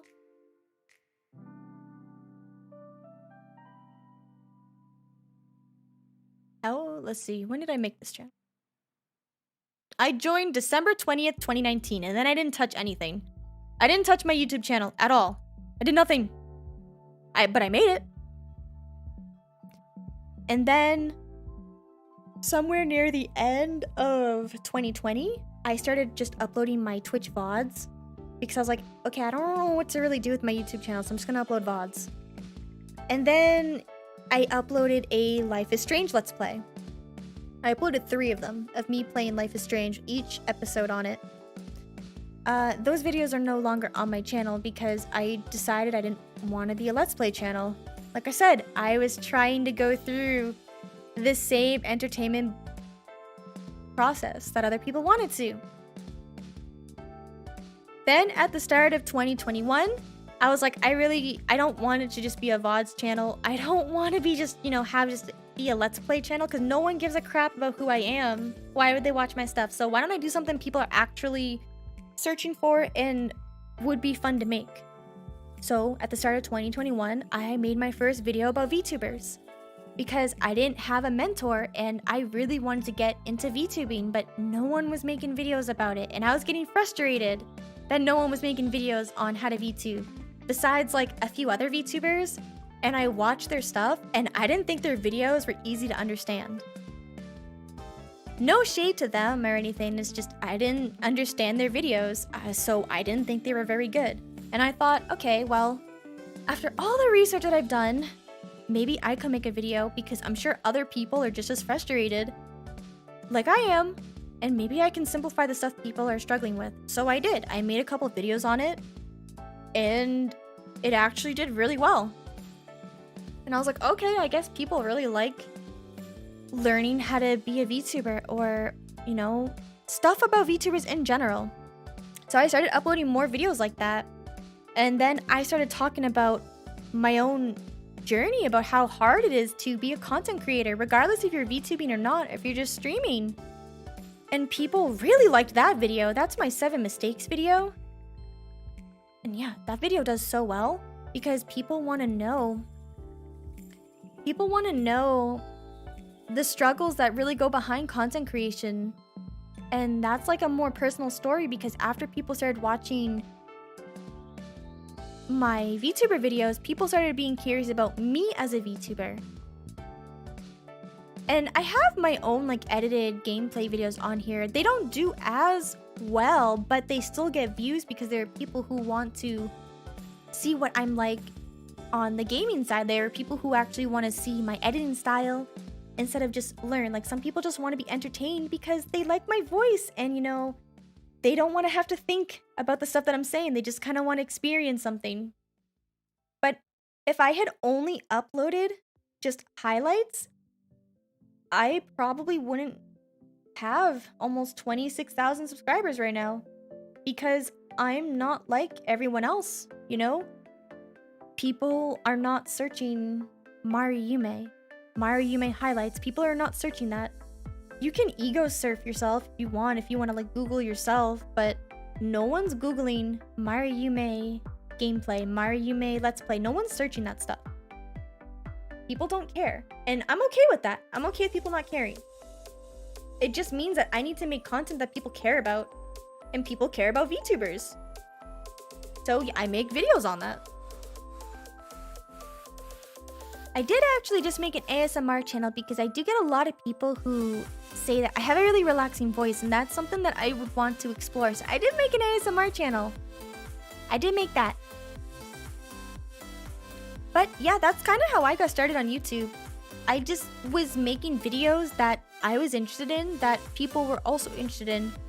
Because I really like making videos about VTubers. I think it's fun to make videos, on VTubing and how to VTube.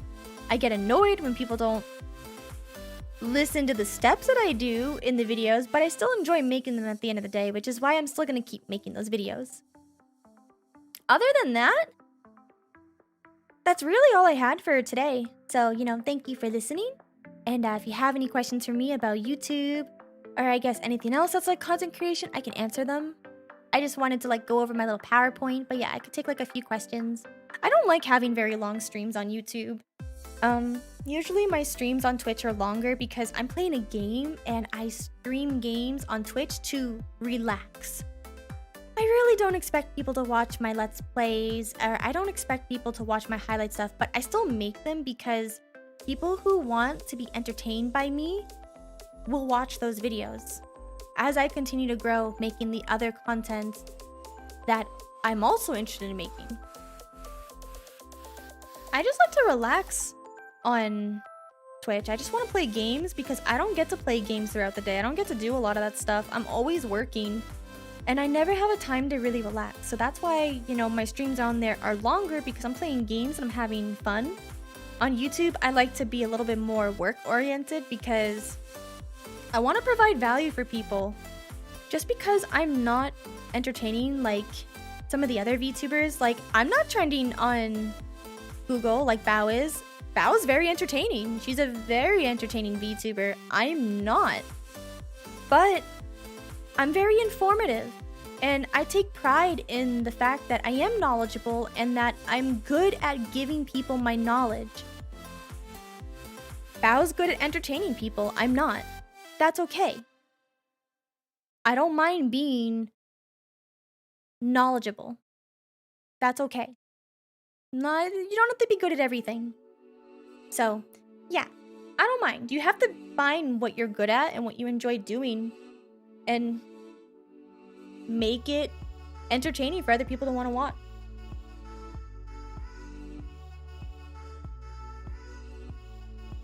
You don't know if I should do a live stream debut?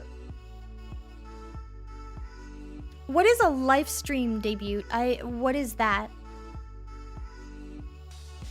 Hey, I sell myself short because I'm 5'1".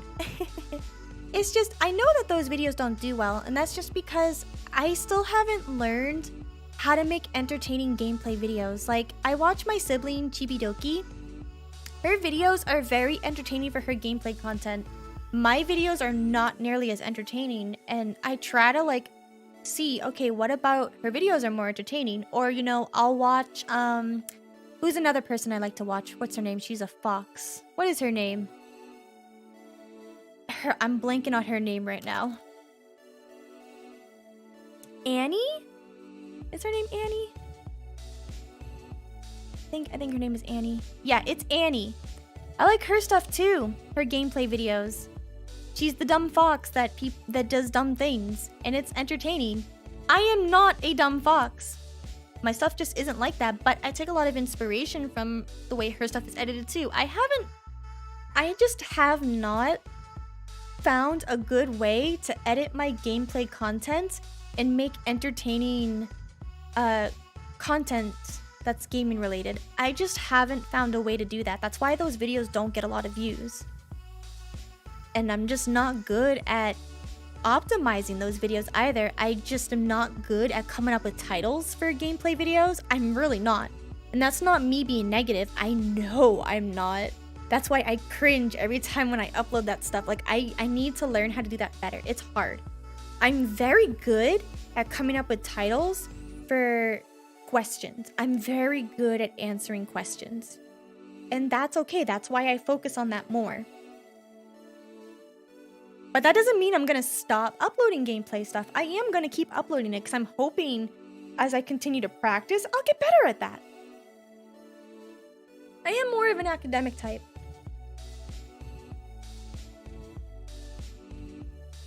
You're not sure if you should do a live stream video debut or if you just do a record. I've never seen someone do like a recorded debut video unless you're talking about the VTuber introduction Q&A. That's the only thing I could think of. And you could just do that. Although, I think it's important to have like a live stream because you want to take the time to hype and advertise yourself so people will come in and see who you are. people don't typically look up VTuber debut unless if they have a particular VTuber in mind. So it would be hard to get people to watch your video if you just recorded it and didn't do any way to like actually market yourself and get people to know you. Again, you wouldn't just open up a restaurant out of nowhere with no advertising. Like, you wouldn't just be like, yeah, we're here, and then put a sign out. Like, sure, you might get a couple of views or people walking in, but you gotta give a reason why. Why should I eat at this new restaurant instead of, I don't know, like Chili's or something? I know Chili's. I know their food. I know what to expect. People aren't gonna know what to expect of your content, you know? It's really important not so much to interact with your fans. That is an aspect, sure. What's actually important is to get the fans. Like, you can't how are you going to interact with your fans if no one shows up? You have to take time to like advertise yourself. And it's different than just link spamming and just being like, hey, I'm live. Okay, well, hey, I don't give a crap. Who are you? You could be like, hey, I am a new sleepy VTuber, and I am the personification of dreams. I am going to be debuting, and if you would like to check out what my stream is going to be, then you can find me here. Like, you have to actually give some kind of value. Like, you know, today, for example, I said today we were going to talk about how to make a YouTube channel. It's so much more appealing for people to want to watch than me being like, hey, I'm live, let's chat. Well, what are we going to chat about? What are we going to do? Remember what I said earlier? If people can't figure out what is going on in your video, then they're not going to watch it. You know? Do I wear glasses? No, I have like these computer glasses that help me with the blue light, but other than that, no, I don't wear glasses.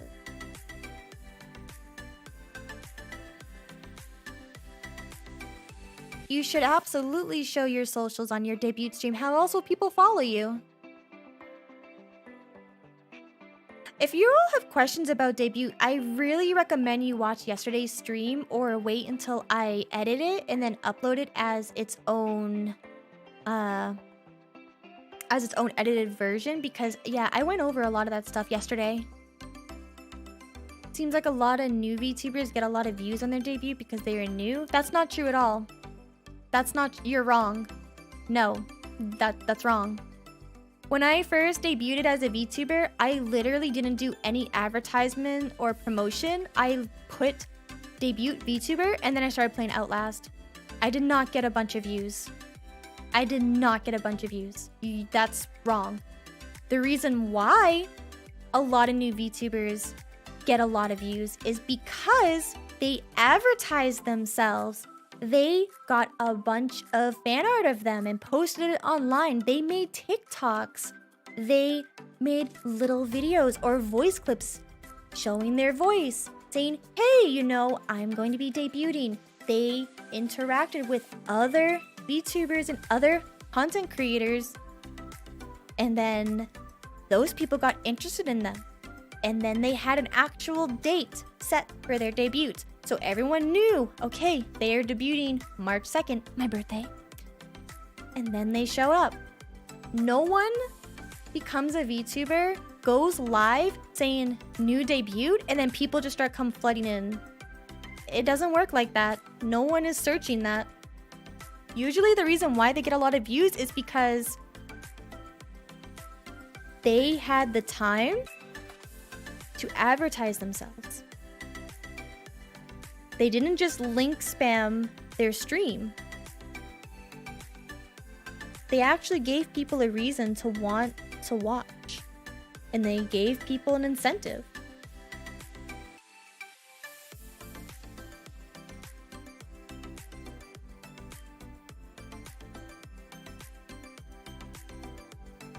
However, I do agree with your other point on after they debut, some of the views taper off because they haven't found a content niche yet. I do agree with that. Because you're right, some people, they advertise themselves and they get a lot of people who come in, but they didn't decide on what it is that they want to make for their content. And again, if people don't know what to expect, they're going to stop watching. Or like, okay, you're a sleepy VTuber. Now, what are you gonna do? You got me hooked. You got me interested in wanting to check you out. You're a VTuber. You're the personifications of dreams. Now, what are you gonna do to keep me interested?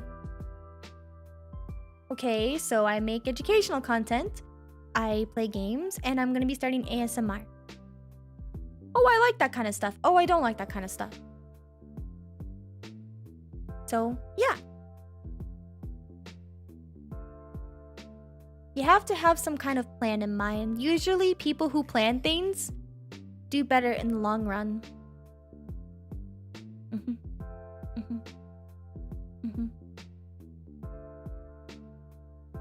How did I pick my theme for VTubing? I spend most of my day in bed. I spend a lot of time sleeping, so I've always have been a very cozy, comfy person, and I just thought that would be a good theme for my VTuber. I thought it'd be a good representation of myself. Because I'm not very active, I do lay down a lot. When you have ADHD like me, sometimes you have days where you can't get out of bed, and it's just really hard to start doing things. So yeah, I have a lot of that emulated in my character design. That's why I also have band-aids too, because I'm very clumsy and I always bruise very easily. So that's kind of like another representation of myself. And then the plushie is, you know, I have a corgi named Momo. Blue is also my favorite color.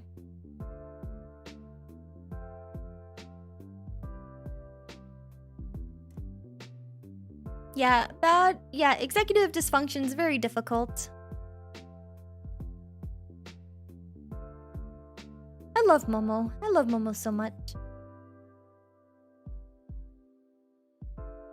You can pretty much start streaming with anything. Like, it doesn't matter if you're chatting or playing a game. You have to make sure whatever it is that you're doing is entertaining. Like, you can't just have a just chatting stream and be like, yeah, we're gonna chat today, and then not have any topics planned on what you want to talk about. Like, a lot of people just think that you have to have chat entertain you, and you just expect people to keep you entertained. But in reality, you have to be entertaining yourself. Like, you have to be genuinely interested in what you want to talk about. So yeah.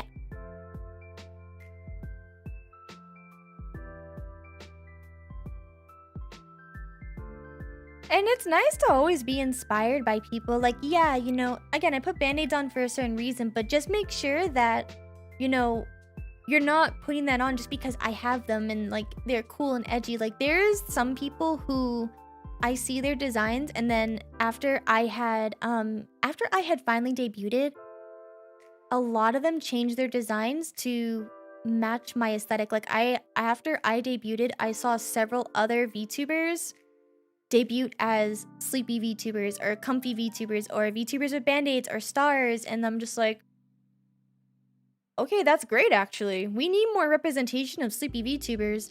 But then I'll see them change their concept again, and I'm like, oh, did the sleeping stuff not work for them? Probably not, because as much as you can be inspired by my design, you're not me.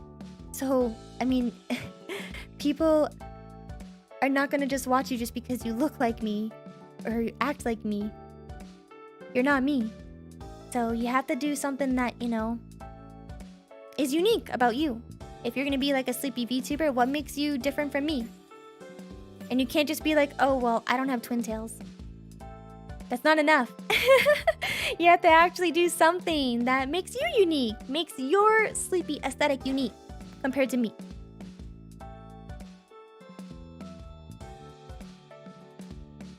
I've changed my design so many times.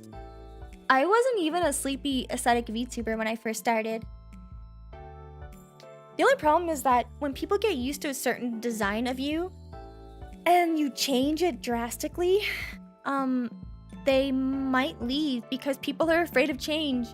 It's always good to change at least 3% of it, unless you're gonna go for a complete rebrand, which you should be expecting to start from scratch. Like when I stopped using my pink-haired model and I started using this one, I was 100% committed to starting from scratch because it was very different. It was a very different style. And I was okay with starting from scratch because I don't care how many times I fail. I would just start all over again. That's okay. I'm not afraid to start all over again, and I'm not afraid to make changes.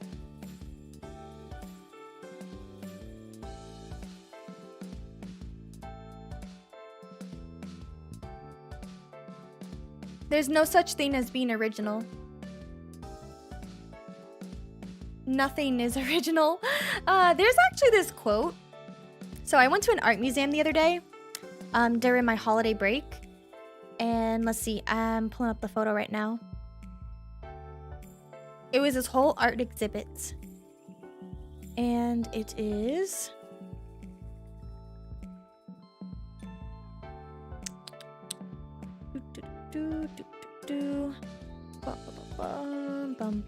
I'm trying to find it. I take a lot of photos.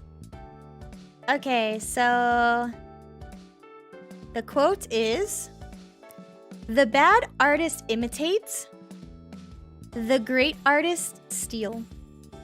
That is like one of my favorite quotes of all time.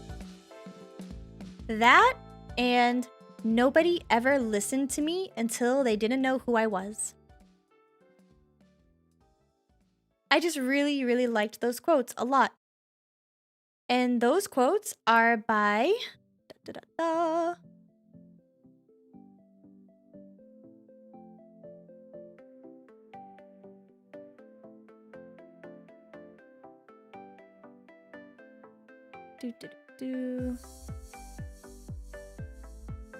Ooh. Where was the name? Banksy. It's by Banksy because I was at his art exhibit. He's the graffiti artist that was really famous. But yeah, I really liked those quotes a lot because nothing is truly original.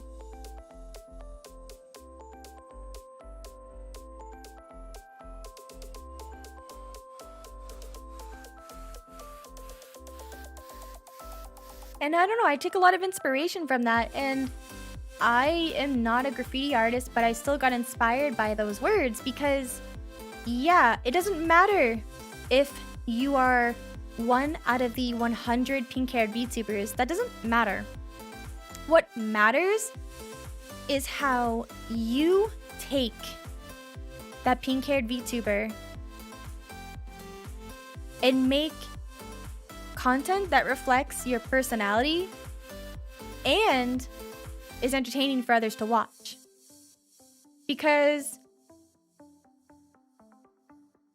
I'm thinking you might see 5 other pink-haired VTubers playing Minecraft. Okay, you want to play Minecraft. What can you do differently playing Minecraft that they're not doing that other people would want to watch? Maybe you're doing a 1-block challenge.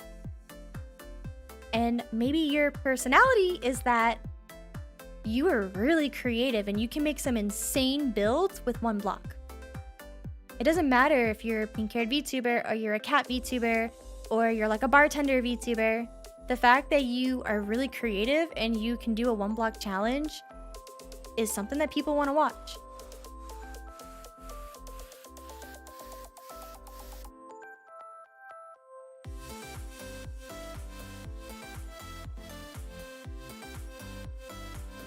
There's no such thing as originality, just authenticity. It's a pretty good point too. It's a very good point.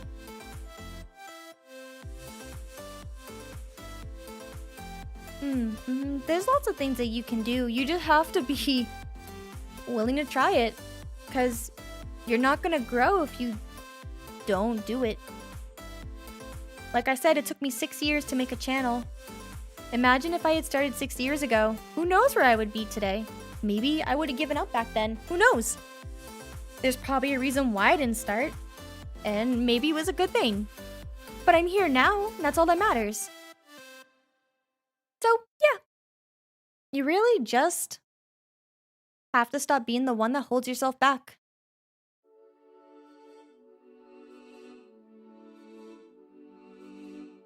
I agree. It is nice if you can draw and do your own rigs. That's what I do with my own stuff because I'm broke. At the end of the day, you have to choose. Do you want to invest your time or your money into your content? You're going to have to do one or the other, especially if you want to make it good. But okay, I think that is enough questions for me. I am definitely fatigued from this PowerPoint. Like, I'm getting tired and I think I need a nap myself.